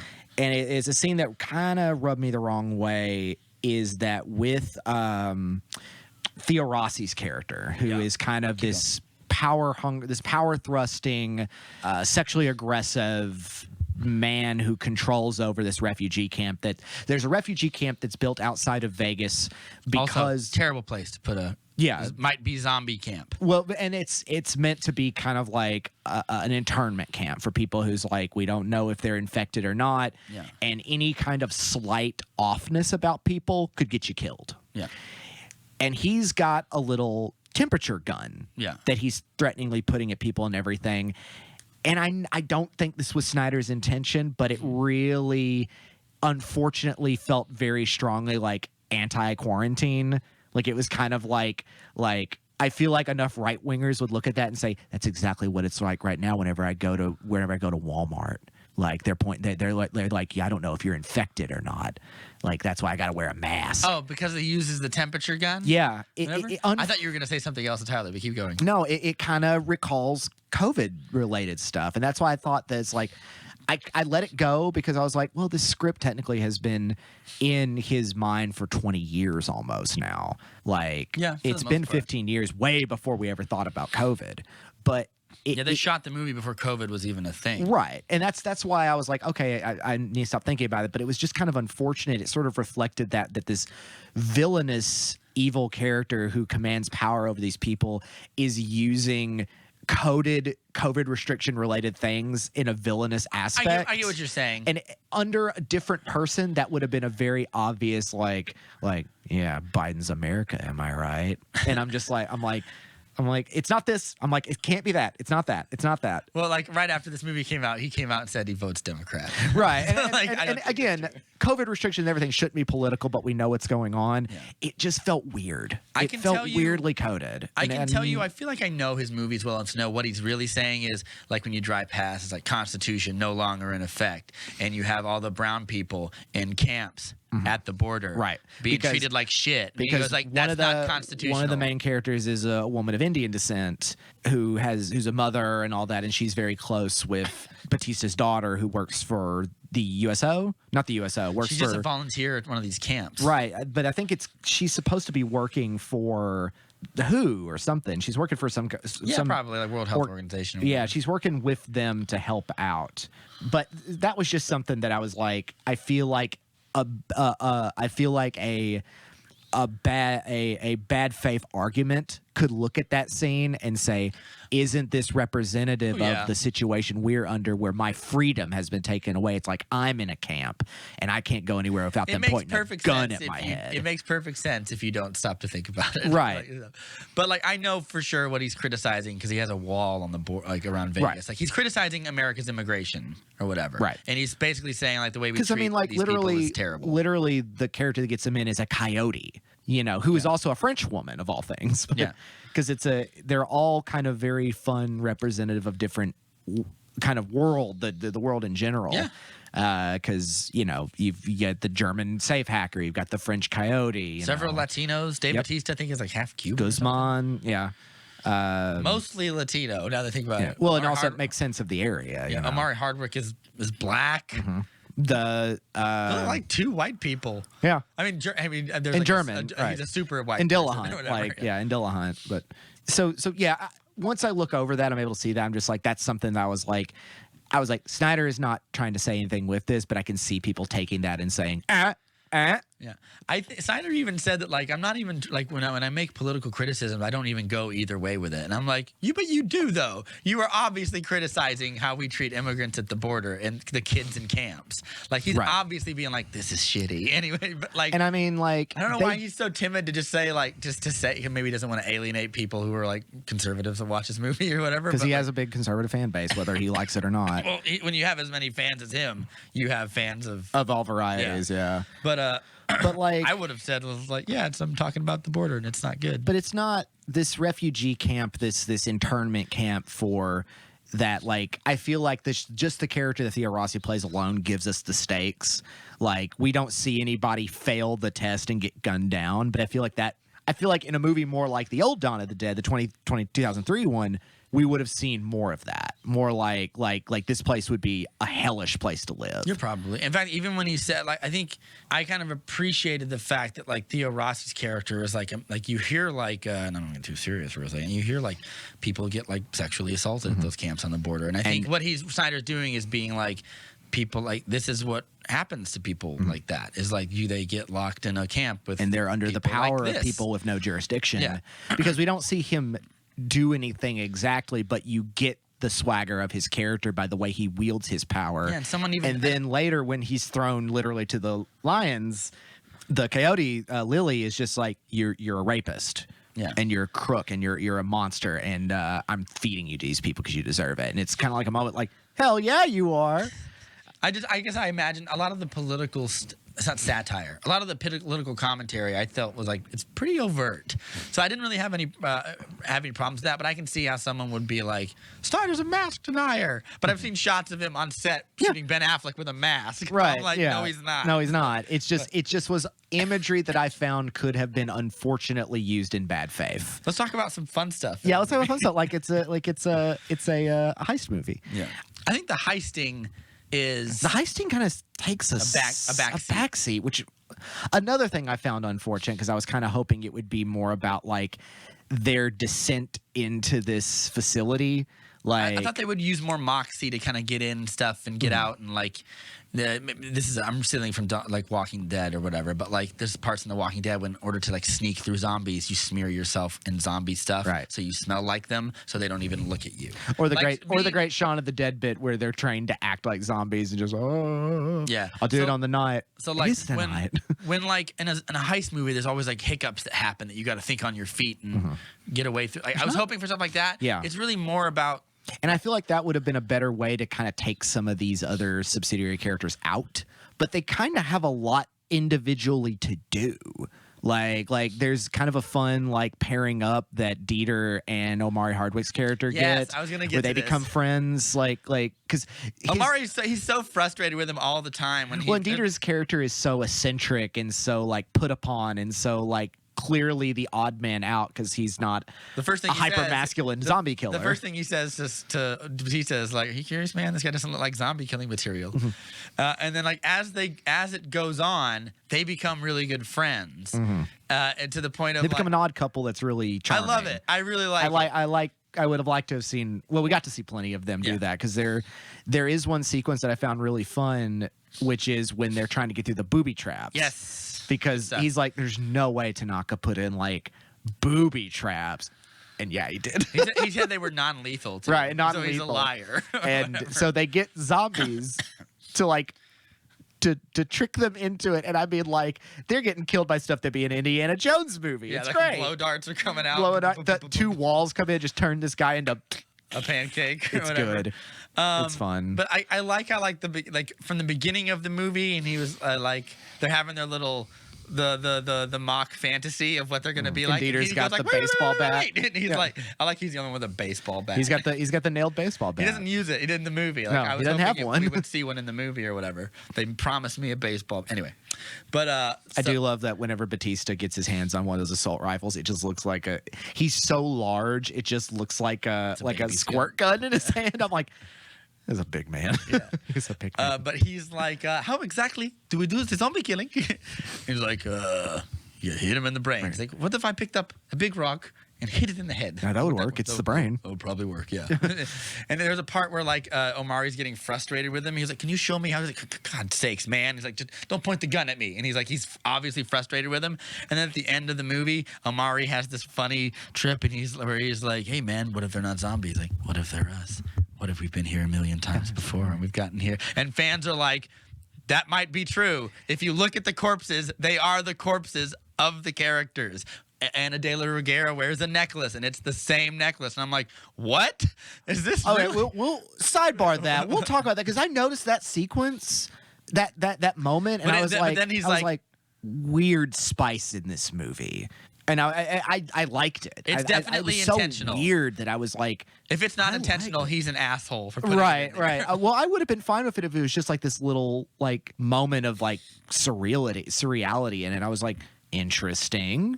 Moving on. Yeah. Like I was just but like, then there's I like I just like the part like when Dieter finally kills a zombie and he's like, how's that for not zombie killing material? And he starts dancing and he just kind of looks at him and he's like, good for you, buddy. And then like there's a part when he's like, it's heavy, brother, but I dig it. Like, and then like as he's trying to open the safe, Dave Bautista comes like, how's it going, guys? He's like, and he gets up, he's like, he's working, man. You gotta let him gets up like, listen to me, Mr. Big Hands or whatever. And he goes like, you know what that is? And he goes, that's the blah, blah, blah, blah, blah.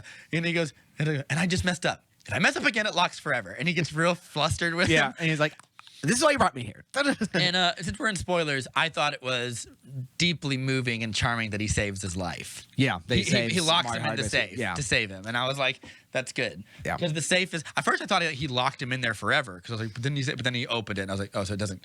Right. That would mean every time you opened the safe, it would lock you in forever. Yeah, and I feel like we haven't mentioned during the pre-spoilers that they're going to nuke Vegas. Like they've got a short window of time to get in and get out. Like, that's kind of important. We should maybe edit that in. Well, we said the Trump thing. Yeah. So they are going to. Because they got only like, allegedly they originally had like 48 hours and now then like they like 30 minutes. We'll cut it down. Then eventually they're like, we got like an hour. And it's like ooh, we have the zombie hierarchy and they play by the rules, which Lily the coyote knows that. Yeah. And she's like, how would you know that? How would you get close enough and frequent? Well, she's done this several times though. But like, who was the first person that you're like, how do you test?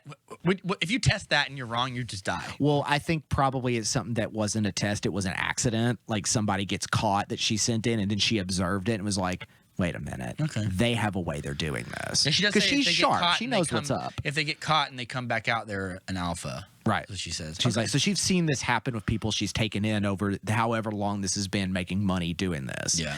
And because they mention like. Like she's like, yeah, you have an opportunity, you can go in, but some people don't come back. And that's not my fault. That's if you don't play by the rules or you get too cocky, you get caught. I'm only doing my job. Yeah. So she's very much like neutral. She's like, I just got a job, I get paid, I get in, get what I need, get people out, whatever, or get people in. Yeah. So and so she's kind of like, I'll do it for you. And so she's learned the rules, and also it's a nice way for her to get vengeance against Rossi's character. Yeah. Oh, also we should mention originally like Scott's daughter is friends with an immigrant in one of these camps. The woman of Indian descent. Yeah, and the coyote sneaks her in, but she doesn't come back out. So she wants to go in and look for them. Basically. Which is kind of a tacked on sort of drama to it. It causes more internal like because Batista's whole thing is like, I'll let you go, daughter of mine, but you don't leave my sight. Yeah, this is what I'm talking about when I say like he's a very human character, and he's like, I know you care about this family, but I got like 10 people with me, and they've all got families too. And if you just run off looking for your friend who's probably already dead, you're gonna get them killed. Right. And like this is what I'm talking about, where the movie could have been like it could have divulged into generic action movie territory. Instead, Snyder never loses sight of like humanity in the characters, which I really appreciated. Yeah, he likes these people and they become likable, and even a character like Guzman, who is just like he's a lunatic, but like he's fun and he works. Like he makes it to where he needs to make it, and he's kicking ass, and he has emotional like catharsis and everything, and he's a person. And he loses his friend. Like, she's the first person to die, and that sequence of her like just stabbing him slowly to let him down was really good. Yeah, and really tense. There's a couple of times people go down and just take a grenade out and just finish off like a whole crew of them. All I could think of is like it's a good way to go. It's like when the zombies are trying to kill her, and he's like, "Leave her, she's dead." And I was like, "But there's only like 7 around her. There's a bunch more coming, but they're real slow." I'm just and y'all are doing a great job killing them already. And I'm just like, if all of y'all just went over there real quick, she would be fine. And I think it's just like it's because Garrett wants him to leave him or to leave her, so he just kind of psychologically convinces the other one. Because his thing is he's going to get that blood / a head, right? Because he takes out the queen pretty quickly early on. He garrote wires her head off. And why would you think that's a good idea? Because he wants the head. But like, he says I was sending there for a vial of her blood, and then he does that, and he's like, "Are you insane?" Like he does conveniently have a head-sized case to put it in. Yeah, I'm just like, don't worry about it. It seems like such a bad idea. Well, he's an idiot. Yeah. Like he's a bad guy. He does get this line about the zombie tiger, which is pretty cool. That's just not right. It's crossing the line. Well, I like that he kind of has this whole like zombie phobic sort of way. It's just like, these are abominations against man. Like he's kind of like has this like crusader sort of vibe. Like they all deserve to die. They've turned our glorious Siegfried and Roy tigers into abominations or whatever. Like, which I felt like I was like, all right, that's cool. And he's got this animosity with Lily so they have like this. He's like flirting with her, and they kind of have the same, but she knows something's not quite right. Apparently, off screen, he asks her to help him with his. Yeah, he asks her off screen to help her with, because she doesn't initially agree, and then like sometime in between them getting into Vegas and getting into the hotel, he asks her to help him get some blood from one of these things and offers her more money or whatever. Right. And that's what happens. Because doesn't he have like one of those little things that like fills up really fast? Or am I thinking of something else? No, he had like he gives a card to Dieter. I was thinking of Demon Slayer. Because he has to get blood from demons. Don't worry about that. But she's obviously like, there's also a part where an alpha just like straight up attacks him, and Lily takes forever killing it. I thought it was really good. I was almost like, she just let him die? I'd let him die. He gets it pretty good when he gets it really good. Yeah. You want to talk about that? Yeah, let's go ahead and talk about that. Because the whole thing is like he's just like, there's a zombie tiger. At some point, you're like, I hope that zombie tiger kills somebody. Right. But yeah, it gets him pretty good. I wonder how they shot that. He's getting away in a parking garage, and much like a scene from Jurassic Park, it hunts him down and it mauls him like a tiger mauls people. Yeah, like when he's being like thrashed around by the foot. I was wondering, like, how do they shoot that? They have him on a wire, and they were just yanking him around. Is that true? I think so. Because it's really happening. So they had to have been doing something to do that. Because I was thinking they just had somebody in a green screen bodysuit just like throw him around. Or that too, or whatever, or have him on like a levy or something. And then like when it gets to like mauling his like the rest, like it throws him to a wall, and like there's a close up of his face, and he gets brutal. That is the good gory stuff. I was like, all right, yeah. And when he like couldn't happen to a better guy. When he reaches for the gun or whatever, and I was like, it's gonna eat his face, and then it rips off half of his head. Yeah. And I was like, that's good stuff. Yeah, I remember being like, oh, later, Garrett. He's gone. It's good stuff. It was a good kill. I heard someone be like, why does the zombie tiger act like a regular tiger? And I was like, A, who cares? B, zombies act like tigers. They kill things and eat them. What do you want a zombie tiger to act like?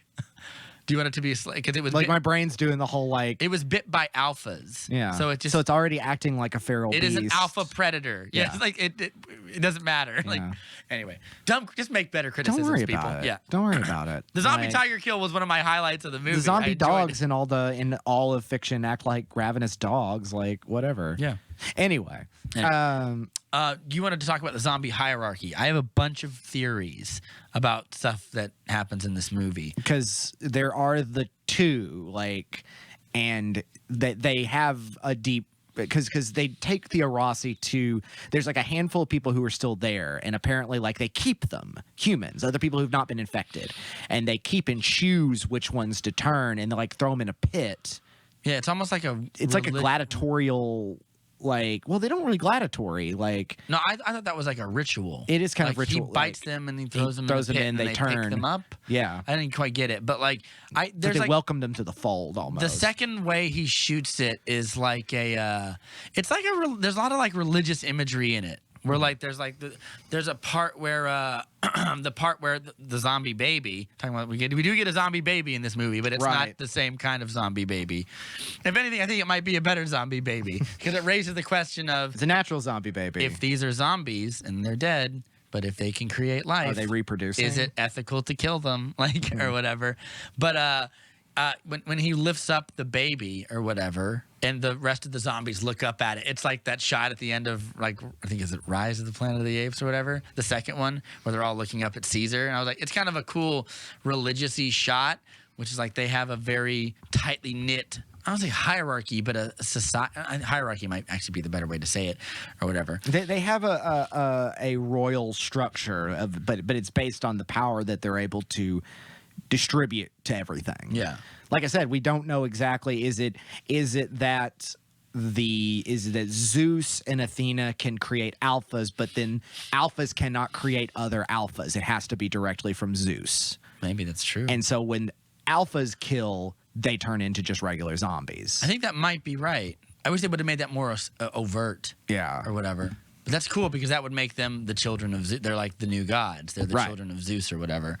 Also, worth noting, the guy who plays Zeus is Rich Catrone, which is Zack's stunt double for Ben Affleck's Batman and all those characters and stuff. He plays one of the big Kryptonians that Superman fights in Man of Steel, and he's the zombie in this. He does some good acting when he finds her corpse. Yeah. And he's like horrified. Like, because he just finds this decapitated body and he's just yeah. And it's a good moment because it's like right middle of the movie where you realize like, oh no, things are not going to go well because now he's going to send an army of the dead after them because they're almost done. It's almost like clear and cut. We're about to get out of here. Everything's gonna be fine. Yeah. And then repercussions. Yeah. Also, he has a horse and a helmet. Kind of cool. It's really neat. I like that stuff. Yeah. That's getting into some like horrorcore, like horror punk, like post-apocalyptic stuff right there. A lot of people had like that was another critique for people is that the alpha, and I reasoned through it by saying, well, they're the alphas. They retain a type of communication with each other. Yeah, that should be clear. They're smart, I don't see anybody's complaint about that. They're smarter than shamblers. So when he rides the horse and holds the thing up, he's like giving the order. Also, it's a cool shot when he runs away on the horse and the other ones are just running after him. Yeah. Like we're going to battle. I was like, that's good stuff. That's really neat. That's just cool. We haven't even talked about Tig Notaro real quick. Yeah, she's I love Tig Notaro. She's great. Some of her lines fall a little flat. Considering she's talking to nobody, yeah, she's doing. It might be all right, but like her persona's awesome as all get out because she's just chomping cigars and is just completely unflappable. It's just like, yeah, I can get you in. Yeah, I love the part in that way that Tig Notaro speaks. Her, it's just like, yeah, I can do it. It's all right, and I'm like, love it. It's great. I love the part where they're like, for $2 million, like that's what I mean. Like, yeah, do you want to know what the job is? Like, no, I don't want to know what the job is. You'll talk me out of it or whatever. Like, I want to know. I hate my life so much. $2 million would be a godsend. Yeah, $2 million would make things better for me. She also has a great line with this is one of the lines that I felt like it was seamless. They're all in that the tunnel leading into Vegas, and Dieter's just standing there, and she's like, "Get your gun up, idiot!" Like, and I was like, I wouldn't have if you hadn't told me, I wouldn't have known that this was a re-edit. Yeah. Well, that re-edit and everything did affect the end of the movie with the helicopter. Like in the helicopter crash. Right. Because there's some unanswered questions and kind of quick abruptness because of that. A lot of people were like, I am unclear if the woman that Scott's daughter went in to get is alive or not. She's dead. Pretty sure she's dead. She's dead, and she is dead in the shot when they show the helicopter, like in the distance shot. It's just because of the editing problems, they couldn't show her more explicitly. I didn't know that. Yeah, because it's like that was something that they couldn't cut around with Dea in the cockpit, and so that's kind of like, okay, well that's just unfortunate. That's just an unfortunate problematic. Action. What did you think of the action in this movie? Well, I was gonna say like some of the set pieces are really fun, like the whole thing with them trying to get around all the zombies. Hibernating was very clever. I was like, that makes sense, and of course they're hibernating inside. You mentioned earlier that it's supposed to be like a throwaway line where it's like, what happened to all the multitudes of the dead? Because there's skeletons everywhere. Yeah, or decomposed. Yeah, it almost looks like just big like piles like when you watch like a documentary about Pompeii and you see the people in ash, kind of look like that. Yeah, because but when it rains, they come back to life a little bit. A little bit. That's what Lily said. She's like, when it rains, they all come back to life for a little bit. And I was like, so they're still alive? Burn them all. You're on top of the wall. Just like get on top of the wall and just like flamethrower them. See, that would have been really cool. It's like these like mounds of dead just start like kind of rising So decomposed again. they can't even walk. Maybe Right. they just crawl and grab your Or feet. they're just like almost like morphed into each other, just like That's awesome. that They would should have done been that. I'm saying because it I right now. imagine like Snyder hire Matt. the way that it looks is like, oh, they must have done like bombing raids. Like No, I'm sure they that must was have part of done it. fire bombings throughout the strip, and so that's why so many of the corpses are just now like piles of goo and skulls. Yeah. That's pretty cool, though. I wonder if she said that just as like I've seen that before. It doesn't happen much anymore, but I've seen that. Well, they happen stayed out in the before. sun so long they just boiled and like Yeah, turned they just turned into. That's the thing that they. Which is why they're hibernating underground in like one of the buildings. I was like, that's really clever. That's a thing that I noticed about like the Shamblers. I feel like they decompose much more. Like I don't feel like the Alphas decompose. No, He their looks- metabolism is still active. Like so they just look gross. Right. But like I don't feel like Zeus. which mostly comes from like just feral living. Yeah. Like and also they're super powered. Like they have super strength. So I imagine like you can't really have super strength and also be decomposing and your body going into rigor mortis. Yeah, your so muscles their would just body is mush almost off. more powerful. It's just they have brain death. This is why I think that like some of the theories about what's going on. Have you read Well, let's go ahead and hit Theory Town. Yeah. Like, because I don't really have much else to talk about other than the ending. Did and you like, see the UFOs at the beginning? What's up? Tell me At the- everything. One of the first shots when they're Because the one thing people have been talking about is there's occasionally a couple of them that have blue glowing eyes. they're robots. Why? I'm not. I'll show you in a second. Is it Why? Guzman? Guzman shoots one and it goes and it sparks and you can see like the metal face under it. It's a robot. Ward kills one in the casino as they're making their last dash to get out, and you see it overtly, like the skin peels away and there's like this metal. Because two of them. I don't remember that. Two of them have blue eyes. Yeah. And they look up at Zeus or whatever. In fact, Snyder, he glazes over it so quick because I don't think he wants to take too much attention to it. But it was very obvious. You're like, one of those has blue eyes. Well, I saw. Two remember, of them have I blue thought that eyes. was just a digital problem. I thought that was just like oh, that's just something that got caught up in the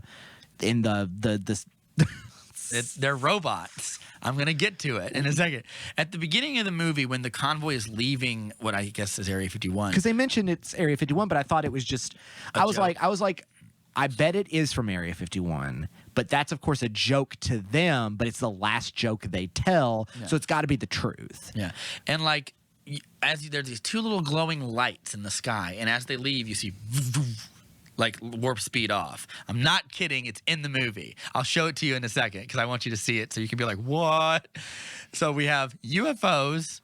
There's this blue when he holds up the baby, it has this blue particle stuff on it. And then it fades away because the baby's dead because they killed the mom, Right. or whatever. Which makes me go like, well, but if it's a zombie and it's already dead, and why would that kill the? It doesn't matter. It doesn't matter. And then But- when they finally do kill Zeus, Right, he his blows- head has he's- this blue stuff in it too, I did notice that, and I but think that's don't- a thing. Yeah, I guess I do remember there were a lot of these blue particles and like kind of like snowy sort of stuff going on, but I don't know why that didn't register with me unless that was the point. He didn't want it to register Well, with like me. So I think that maybe if we're talking, I need to pause it here, and I'll just show you one of these things real quick. okay, yeah.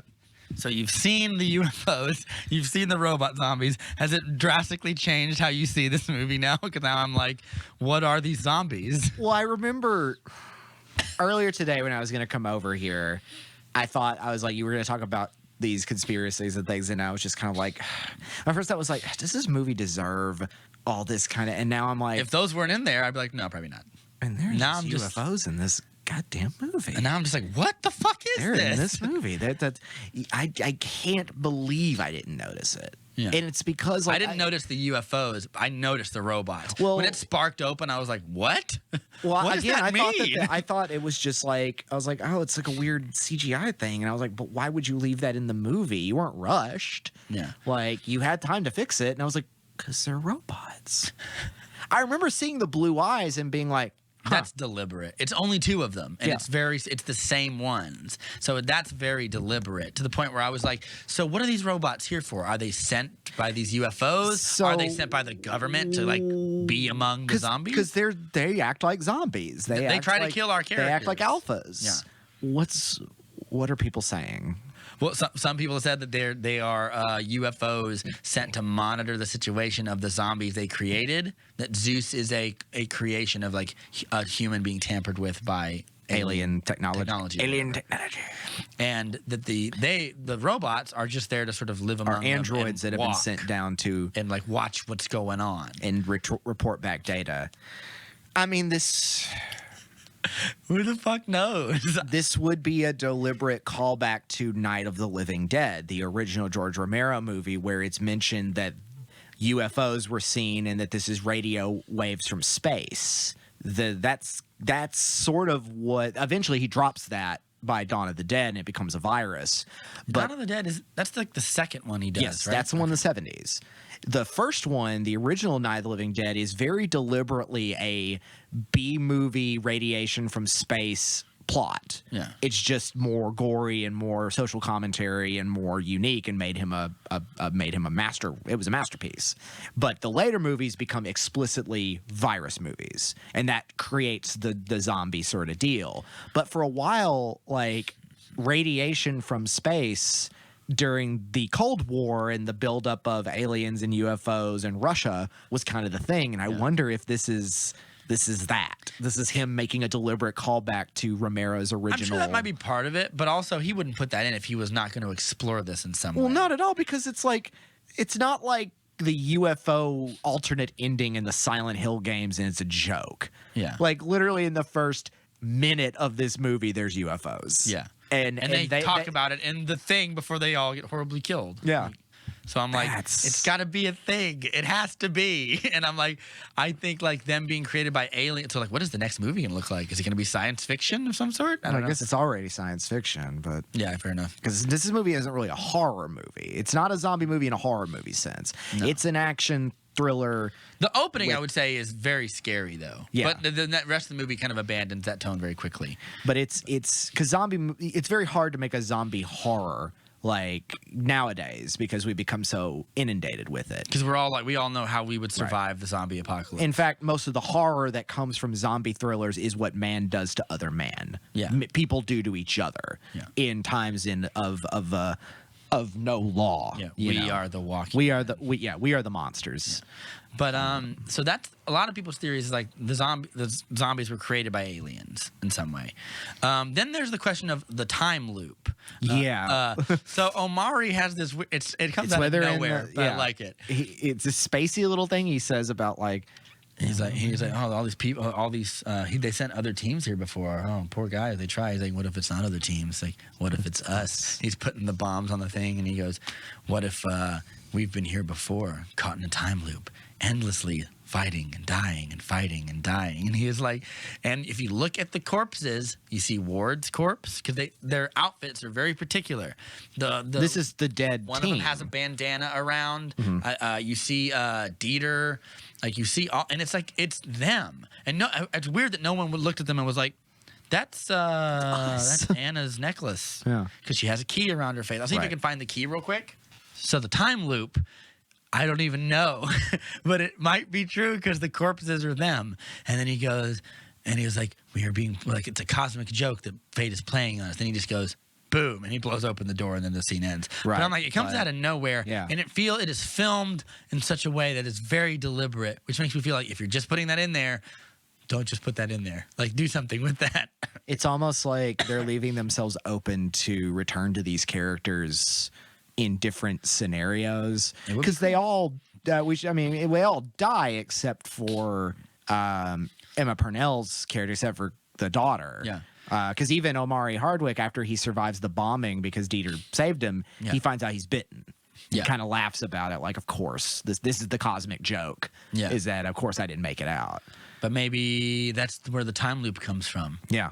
Or something like that. But also people have pointed out, Snyder said something like this. I don't know for sure, so don't quote me on this or whatever. But, like, so Ana de la Reguera's key has 3 holes in it, the corpse. But the one that she's wearing in the rest of the movie is 4 holes, and he says it's because they made it one time further this time or whatever, little stuff like that. I'm just like, what do I don't even know what to say about this movie now. I'm just like, so what is this movie? He could just be trolling us for all we know. But that part, yeah, he might be for that part. But like.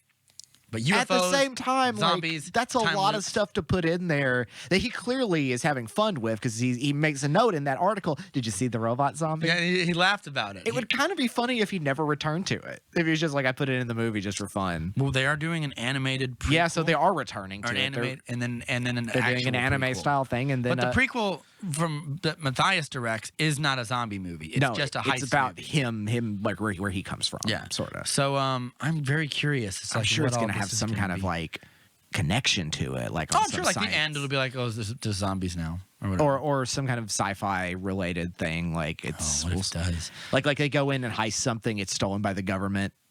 Yeah. Top men. Yeah. So given all the stuff I just told you, does it change the way you view this movie? I think it's still, you know, the movie's still the movie. We don't know what the results of that are. I think it's fun. That's really fun, but like it doesn't change the movie for me. I still think it's fine. It's fine. It's a great little action thriller. It has a lot of heart where the heart is. I think there are parts I wish were a little different, a little more trimmed down. What are the parts that you thought were like, I'm just curious, like that had the most heart? Well, like, again, like you said, Batista's character of Scott Ward is a very humble, likable, honorable kind of character, and the way that he connects with his crew works real well. There's not a lot of like bickering and like nastiness. Like they kind of get the score eventually and kind of come together, and they each have there's no like clear incompetence or anything. Like everyone has something they're good at, and it kind of works.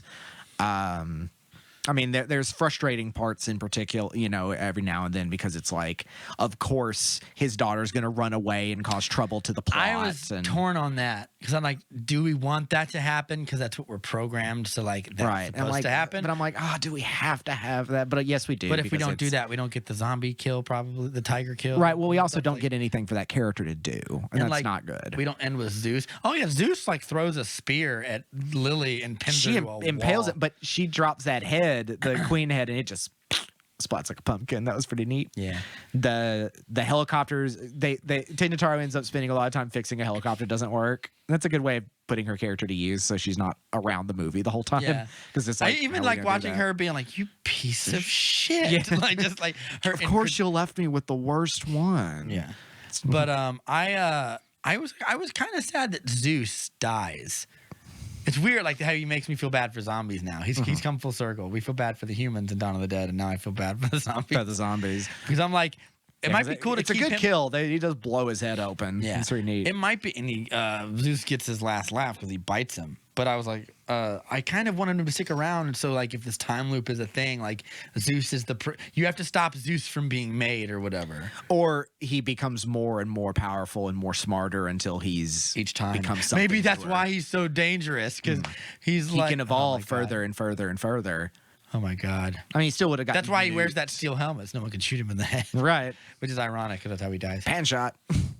But yeah, I don't know.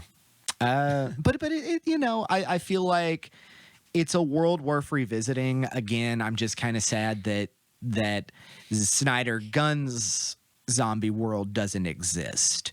That kind of is its own thing. Or if it's a time loop, maybe it does exist in one of these timelines. Yeah. Who knows? That is still that she does do that thing where she's flipping through the phone. I think that's just a wink. That's just a like a. He can retcon it. Like, no, I'm just kidding. It is part of it now. Like, I don't know, but it leaves me with like this exciting questions. I'm like, I'll watch whatever that comes after this. I'm definitely gonna watch it. He's really good at sinking his hooks in. How does he do it, man? He's like J.J. Abrams, but if he followed through on his ideas. J.J. Abrams' book he wrote has been trending on TikTok. He wrote a book? What's it about? It's called S, and it's kind of like a take on Mark Danielewski's House of Leaves. It's essentially like it's a meta book within a book that's about like about books, about a book, and the author and the mysterious things and like the reports made about it. It's kind of a meta fiction thriller sort of deal. And House of Leaves is by Daniel Elsky, is like this really influential, fascinating kind of ghost story that's written as like a series of it kind of similar to like how Dracula is written, where it's a series of letters and notes and other things written back and forth, epistolary. But it's like the book is collapsing on itself. Like there will be sequences where the words are written in a spiral, or you'll turn a page and there's just a single word there, or it's all black. Like it's like, because it's about a house that this guy is observing and like making notes because it keeps getting bigger on the inside but not the outside. The house gets bigger on the inside. Yeah, it's like has no definable geography, and as he goes deeper into it, it starts becoming stranger. But so that's kind of what J.J. Abrams did. I only bring that. Kind of sounds terrifying. It's a very cool book.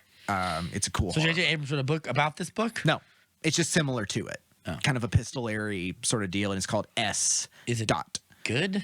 I don't know. People think it's good. No, it came out. I don't know. It came out quite a while ago, but you it's know these things, Matt. But I'm supposed to know these things because I sell books. Oh, yeah, but TikTok is a chaotic thing that trends things that people are not expecting, and it's like all of a sudden that's trending, and I'm like, I haven't thought about that book in years. Well, Now how I don't long ago have did it. he write it? What? How long ago did he write it? It was about like 10 years ago or so. What? Yeah. I didn't even knew it. Or 5 years ago, something like that. Okay. Kind of just came and went, but the TikTokers like it, and we can't keep it on the shelves. That's a JJ. That's got nothing to do with zombies. Maybe there's a UFO in it. I don't know.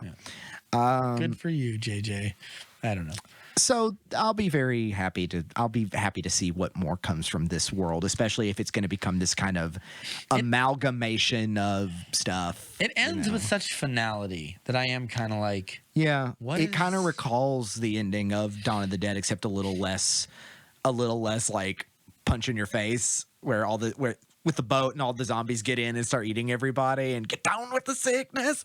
Instead, it's a little more melancholy in this because she has to kill him. Everybody else is dead, and she's just kind of left in the desert. Yeah. I wonder what's going to happen with Omar. Like, there's so much here that I don't see them not making a sequel of some sort. I mean, why not? Just curious as to like what it's going to be. It ends in such a way, like I knew that like once Omari was like having trouble standing up and stuff, I was like, oh, he's been bitten. Because like when before Matthias throws him in the vault, Zeus holds his arm out like he's about to bite it. But he doesn't get bit. But so much chaos, anything can happen. Yeah, like, anyway, that part really moved me when he saves his life. I was like, that's so sweet. They're buddies now. Anyway. Forever. Yeah, it was fun. I would definitely recommend checking it out. It's quite long, but like I kind of like that it gives time to be with the characters. I just kind of wish there was like a little moment. I remember thinking this. I wish there was a little moment where every character got to kind of say what they wanted. Like just to kind of give them a little more emotional stake. Like you think about something like Aliens, where you grow to like join the characters even though you know they're going to get wiped off one by one, but you feel a little more connection with them. This movie has been compared to Aliens like a lot. It's more like Aliens and other things. Yeah. And but I ended up liking all the characters. I ended up kind of like, because they're so unique, they're so specific, and they're you remember them. You don't just like forget about these people. I like all these characters. And that's a nice thing that Snyder was able to do, because it's very easy in a lot of movies, a lot of lesser movies. Some people were like, he beat James Gunn to making Suicide Squad by making Suicide Squad with zombies or whatever. It's really. Hardly a Suicide Squad, because but it's like James Gunn's Suicide Squad is going to have these guys getting wiped out in spirit. I think in spirit, right? But I think that what are we, some kind of zombie squad? Yeah, whatever. Here's a criticism I had that I felt like the putting the team together part was a little perfunctory. Like he just goes to them like, "Would you like money?" And they go like, "Yes." But you get to see like a little bit of them. Like that's why I really wish it was more of them. That's why I really like the character of Goose. That's why I really like Guzman, is because that sequence of him, being like, "I'm outside of the," and you see the Twitch stream thing. I'm like, of course that character exists. I know who that is already, and I know that they'll do anything because they are confident. Yeah. I'm like, all right, but then it was great because his like two buddies show up, and the other one's like, hell no, I'm not doing this. This is suicide. I'm gonna die. And Oh he's yeah, like, that guy just leaves. yeah, he just leaves. But the other one, Chambers, stays, and she's a badass. So, but So like till she isn't. until she isn't. But she's a badass to the very end. Both she and Guzman blow themselves up. When they go to get Vanderho, he's working at a pool with like aerobics for elderly women. Yeah. It's funny. It's nice. He's a nice guy. These are nice people for the most part. That's what I'm saying. Is this movie could have been like we're the hardest of the hard, and it could have been so edgelord. Yeah, and I'm glad it's not. They feel like people, and I like that. Because for the most part in zombie movies or series, things like that, they become like horror movies or slashers where you're introduced to a bunch of people you don't like. You're just waiting for them to get killed. Yeah. Like, I feel like the first Dawn of the Dead is very similar to that, aside from like Sarah Polley or Vin Rames. Like, most of the other characters, you're like, I hate these assholes. Yeah. When are they going to die? And that's the point. You're building up your hate for them so you can watch them get ripped to pieces. That's the fun of it. Yeah. But this is not that kind of movie because it's not about the zombies. It's about the mission. Yeah. And so, like, I'm like, okay, I like these guys. This is okay. And the characters I don't like, they are specifically for reasons I don't like, and they get what's coming to them. Yeah. And that's kind of nice. Well, the worst death is Anna's because she tells him, like, she came because she still has feelings for him. Yeah. And stuff. And he's just like, God, I don't know anything. Dude. I love that part where he's like, I'm wrong about everything. And he's trying to make right with his daughter. And he's like, I thought I screwed that up. Mm-hmm. And I wish they had just like 10 more seconds to be like, look, we're about to make a lot of money. Let's get through this. And then you and me can go back and we can talk about this together and maybe try this all again. And then snap her neck. And I was like, God damn it. And I was like, it still was pretty effective. I remember being like, oh. Like I was like, that's what defines the alphas from the shamblers is like when they kill in a way that is like quick, efficient, assassination style. It's more like like when he rips the dude's jaw off. Right. That's a specific thing you do. A zombie just starts eating you. Right. But he grabs the dude and just like yanks it off. It's malicious. Whereas it's calculated or whatever. Like that's what makes me feel like you could get away with like these are created by a higher power because they're not like regular zombies. But what they spread just turns you into a regular zombie. Right. But there's a couple of deaths that I would like.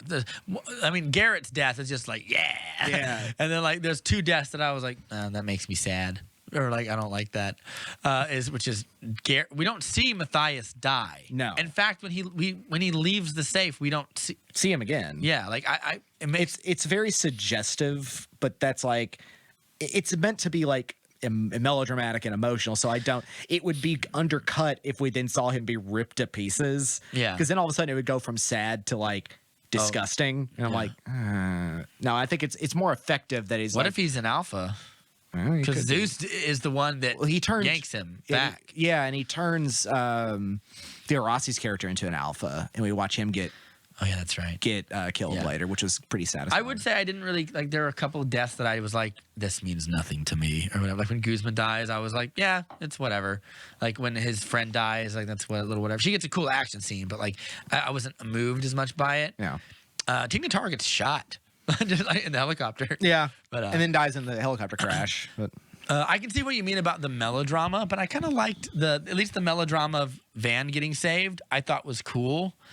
I'm trying to think of like another melodrama. A lot of the zombie stuff is melodramatic. Yeah, like the society stuff and the baby, and like when he finds her body, he's like, but I think that it ends up working in the end. So. Yeah. And I think I was a little harsher on the movie the day after, and then I've kind of been like, well, you didn't know about the UFOs. Yeah, I guess maybe that has affected me with the robots. Hold on, dude, robots. You're gonna have to if they don't explain some of this stuff. Like there's gonna be a sequel where he's like, imagine a sequel where we open from the alien ships in the sky, watching the convoy, and be like, it has begun. It's it's Dark Side. Oh my God! It's Justice League. I was like, what? Maybe in this prime, this is not Earth Prime. Maybe I can begin my empire here. Oh my God! Why not? No, because it's Netflix and Warner Brothers. Oh, right. And he was like, not my words, but suck it, Warner Brothers or whatever. But visionary Zack Snyder, ladies and gentlemen, like with his knife in his leg. Well, I got nothing else to it at the moment. Yeah, me neither. I'm It's a good time. You should check it out. It's a good time. Check it out.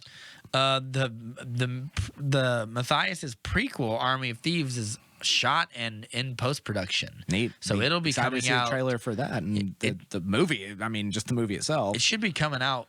Is it going to be German? Quite soon. I think it's like a mishmash. It's going to be a little bit of everything. An international sort of picture. More so than this one.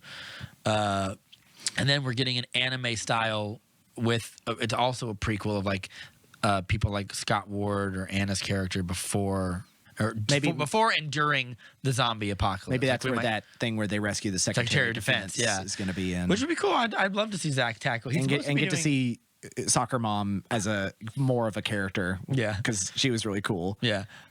And I want to see Zach's supposed to be doing a anime Norse mythology thing as well. I saw that. So like I'm excited to see some anime stuff. Also, I noticed in the credits of this movie, Jay Oliva is his storyboard artist. Jay Oliva did like the Dark Knight Returns animated movies. He did like Justice League War and some of that stuff. Like he was a big he did the Jackie Chan adventures, if you remember those. Oh, all right. He's a big animated director. So he works very closely with DC Animation. He's worked with Snyder on Man of Steel, BVS, Justice League, and this. Cool. And not 300. Was it Watchmen? One of the other ones. And he's done a bunch of of his storyboard stuff, and they're supposed to be working on this Norse mythology thing together, which is cool. He also did Justice League Flashpoint, the animated one, which you notice because it looks like Ninja Scroll, which is really cool. So I want to see more of this. It's a good first step. If it is a first step, it feels like a final step in a lot of ways. But well, it feels like it could be its own contained movie. Yeah. However, if there is more to it, I'm that ready. would be fine. Yeah, you know, it wouldn't hurt anybody. Do you want to have any recommendations? I don't really have anything off the top of my head. I'm always like, I haven't really seen much that's. Go ahead and give one. I'll give one next time. I swear I'll have something next. That's fine. I watched Rick and Morty season 4. Oh, yeah? I had never gotten around to it. Apparently, season 5 is about to come out. Yep. Or something because they also announced a bunch of movies for like Metalocalypse. I saw that. I've been such a huge fan of Metalocalypse. When I'm not surprised. Metalocalypse rules. Like, come on, that's a great show. Brendan Smalls is a genius. But it got kind of sad because it felt like he hated making it because he started doing like lots of course because he's also a really Berkeley talented musician. And like I remember they did that after season 4. They did a musical movie. It was like it was an opera of Metalocalypse. Like my favorite bit from that Death movie, opera. Yeah, my favorite bit from that movie is when Squizgar meets Toki and they have a guitar duel, and it's awesome. It's like 7 minutes of it's so funny because Squizgar has been having all these other guitar players come into the band and none of them can keep up or none of them are good. And then poor little Toki comes with his like a twinkle in his eye, and and then he fails at the end. He hits the wrong note and goes and like fails it, and Squizgar is like you have failed the test and now you must leave, and he goes wait, and then he goes, no one's ever made me play this good before. All right, you're in. Because they have this funny codependent relationship, which even though Squizgar, my favorite joke is when they're recording and Toki's playing his part and goes, each take is worse. He slowly unlearns how to play guitar, or whatever. So like, I don't know. I just thought it was really it's one of my favorite pieces of comedy he's ever done around that, because it is also a very fun guitar duel. Like I'm a guitar player, so like when I watch that duel, I'm like, that's some of that stuff's really particularly hard. With metal, like some of that stuff's really hard to do. And I was like, there's a little part where they go into Mozart mode and they start playing classical, and they're both in like Victorian garb, and it's so fun. I'll have to look that up. Yeah, it's good stuff. But it got to a point where he was like, when he would be at a Metalocalypse show, because there was an actual touring band. Yeah, there was a whole bit. And he would be like, when people would ask him, "Hey, you ever gonna make the show?" He's like, "I don't know. I write." For that show, he like writes everything. He does a lot of the voices, music, does all the voices, writes the scripts. He's one of the producers, and it got to the point where I feel like he valued writing the music more than he liked the show. And it got to the point where he was like, I don't know if I want to do it anymore. I could feel his lack of enthusiasm. It's like someone asking Harrison Ford about Star Wars. You're like, please don't do this to me anymore. But if he wants to do it, I love to watch it because I loved that show. Apparently, we're gonna get some more. Are we getting a Vindicators spinoff for Rick and Morty. I've heard they're gonna do that. Which I think Gillian Anderson would not Gillian Anderson. Who's the lady from Community? Blonde hair. Gillian Jacobs. Gillian Jacobs. Yeah. Who plays? She plays Supernova in that episode. And is Britta. So, like, that would be cool. And didn't they also do like it's not Rick and Morty, but it's like a spinoff for Star Trek, but it's in that. Are you talking about Lower style? Decks? Is it that? Yeah, is that? It's not. It's the animation style. The animation style is very similar, but a lot of things are right now. It's not the same crew. I will say Lower Decks is great. Okay. Well, why don't I just say I'm going to recommend Star Trek Lower Decks since we're talking about it. Okay. It's great. It's fun. Second season's already had a trailer. It's only one season. It's on ABC or NBC. Is it ABC? I think it's ABC. I think it's ABC. No, I think it's NBC. It's ABC. I don't know. It's a C. Even if you're not a Star Trek person, it is a very fun, hilarious take on that world without being too irreverent of it. It still loves what it is and is still definitely Star Trek. Some people have said it's some of the best Star Trek since like Deep Space Nine, and it kind of because I've watched a little bit of Picard and I didn't like it. Yeah, a lot of people. I don't get Star Trek very much. I'm not. It's not for me. I think, but like it's not too much talking in politics. Not enough. Well, like, I don't shoot someone in the face. I don't mind the. I like the Expanse. Like that's also, and I like Gundam, which is all about like. But like my politics, my beliefs, my robots. Apparently, people have been lackluster on Discovery and Picard because it's a lot. It's very action heavy. Yes, and it's not. That's not TNG, man. Yeah. That's not TNG. What's TNG? The Next Generation. The Next Generation, which is all very much like we have a problem, we'll find a way to solve it in a smart way, and it's just very fun. I mean, the TNG is just a delight to watch. Like it's just good television drama. I'm always curious as to how the visual effects hold up on that show. It almost doesn't matter. Like you just kind of let it go because some stuff they did some transfers for like later releases and like changed some things in it, but nothing too noticeable. And a lot of the practical effects are fine. I'm always just curious. And there's shows. a few little in jokes in. There's one that's really good in Lower Decks where they're like where it's like in the deep future. In the future from the future, they're talking about like famous crew members of the past like Federation, and there's just a statue to Miles O'Brien. They're like, we must remember the greatest of crewmen, Miles O'Brien. Who is Miles? Quickly tell me who Miles O'Brien is. He's in TNG and Deep Space Nine. He's like a science officer. He's an Irish science officer who is played by Colm Meaney, who you'd recognize in anything. He's an Irish. Character actor who's been in everything, but he's just kind of like this level-headed guy who's able to get a lot done, but ends up being a part of a lot of shenanigans. And again, she gets married and has a child as well with Keiko, and he's a delightful character that shows up, and it's just this nice little like thing. They're just like, and Miles O'Brien, who's doing all the hard work, and no one pays attention to it. But I like it a lot. It's good. It has a lot of fun with its characters while still being very much Star Trek. The character of Beckett Mariner is just a lot of fun, and that's the main character who is. You ever watch The Orville? Oh no, I heard it's good though. It is quite good. Keep going. That's all I've got. I'm not recommending The Orville. I'm a little too tired to go into all of that because I just thought about Lower Decks and I'm like, it is short, sweet. Even if you don't know a lot about Star Trek, you kind of get it. And it's got a great voice cast, and it's got a lot of returning people in it. Marina Sirtis and Jonathan Frakes come back as Riker and Troy. Jonathan Frakes, the voice of Xanatos from Gargoyles. Well, you know that Gargoyles is mostly Star Trek. Yeah. So he's Commander Riker. And Marina Sirtis, who is the voice of Demona, is Counselor Troy, and they get married, and they are also in Picard, but they are also in Lower Decks as commanders of their own ship. Yeah, that's cool. Yeah, it's really cute. They're delightful together. Gargoyles needs a remake. I would be fine with that. Bring Gargoyles back Keith rules. David. Bring back everybody. Well, Hashtag except save for Ed Keith David. Asner. I think Ed Asner just nope. He's still alive. Ed Asner's still alive. I was thinking of Ernest Borgnine. Who does he play again? Hudson? He plays Hudson. Yeah, that's right. Pretty much the rest of the cast is still alive. That show was ahead of its time.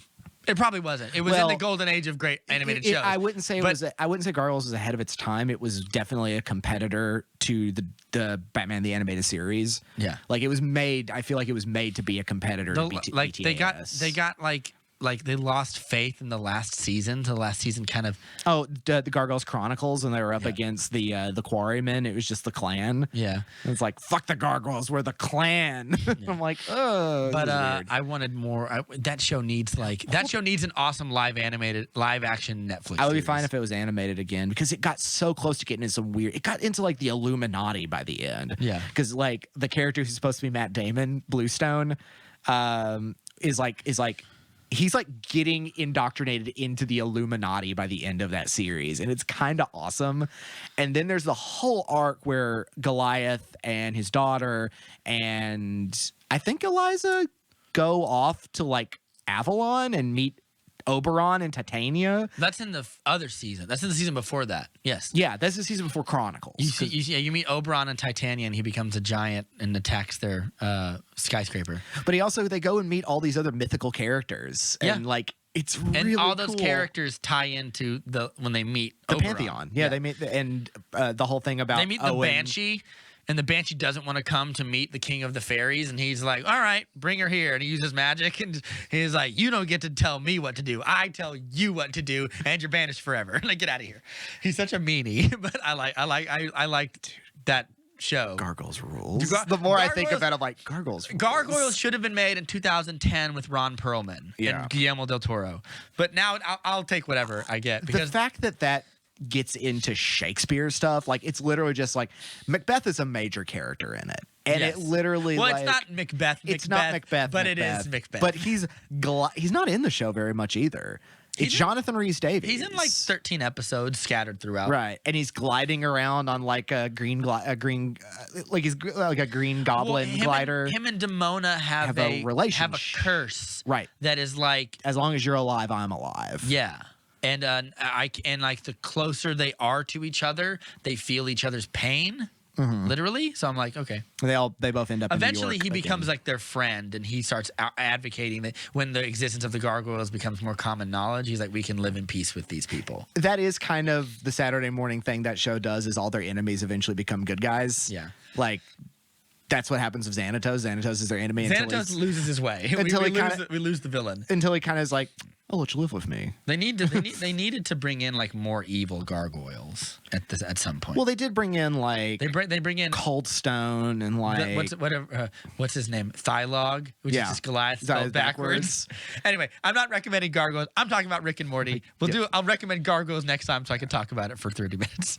Rick and Morty season. Because we definitely could. Yeah. Rick and Morty season 4. Which I've only seen bits and pieces of it. It's quite good, but there is an episode on a train. Oh, I know that one. Which is like it's one of the best ones in the season. It's good, but it's also so meta, and there's so many ideas coming at you. And at the end, Rick just throws up his hands. He was like, "Morty, I'm so proud of you. You went out and bought something with your money. You didn't ask questions. You just looked into the gaping eyes of capitalism and said, 'More, give me, daddy,' or whatever. And like you consumed. I'm proud of you. Like just buy stuff." But it's like the whole thing is like it's the plot train. Yeah, it's the train of thought or whatever. Yeah, it's narrative tropes. Because it's like they destruct it every second. It's like, oh no, that's not going to work. Of course we did that, and that's not going to work until it becomes too aware of itself. Yeah, and I was like, of course Rick and Morty's going to do this. Yeah, by the time I got so confused by the end. I was like, I'm just going with it or whatever. And then he goes, I'll go to the back to the mother of all narrative, the Bible, and that's how he defeats him.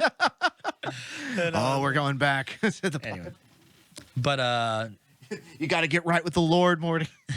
But I remember trying to think of some of my favorite episodes of it. There's an episode where Morty gets a dragon because he wants a dragon, and then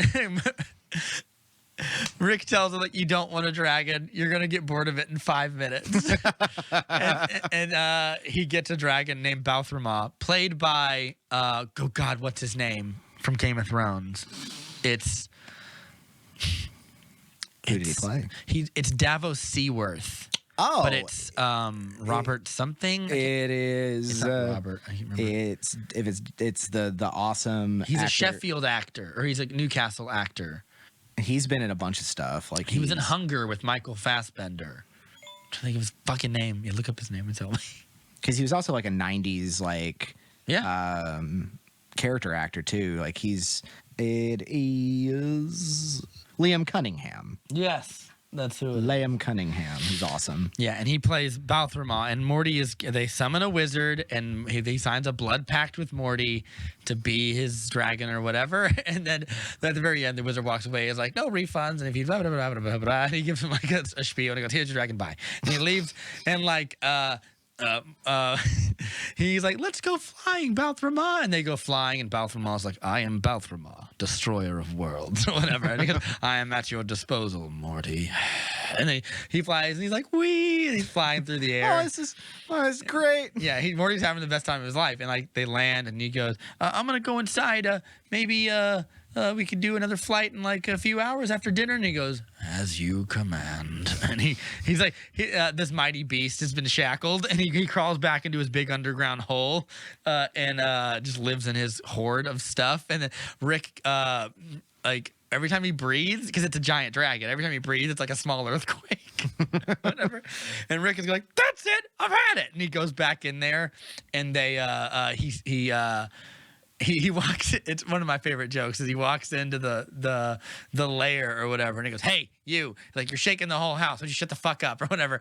And the dragon goes, and he goes, "Oh no, what are you gonna do?" And he breathes fire on him. And he goes, "Oh no, it burns. If only I couldn't have come prepared for the only thing dragons know how to And do." he goes like, "Oh yeah." And then it's a hologram, and he drops on his back, and he's about to like I don't know. Put him out of his misery or something. He looks over in his hoard and he sees like custom Pez dispensers from the 90s. Like, "You have these?" And He's like, "Well, I'm a dragon. I collect." And he goes, "I collect all things that your kind covet," or whatever. And they eventually they get friendly, and Balthramar opens up a chasm, and they start breathing in gas to get high, and like.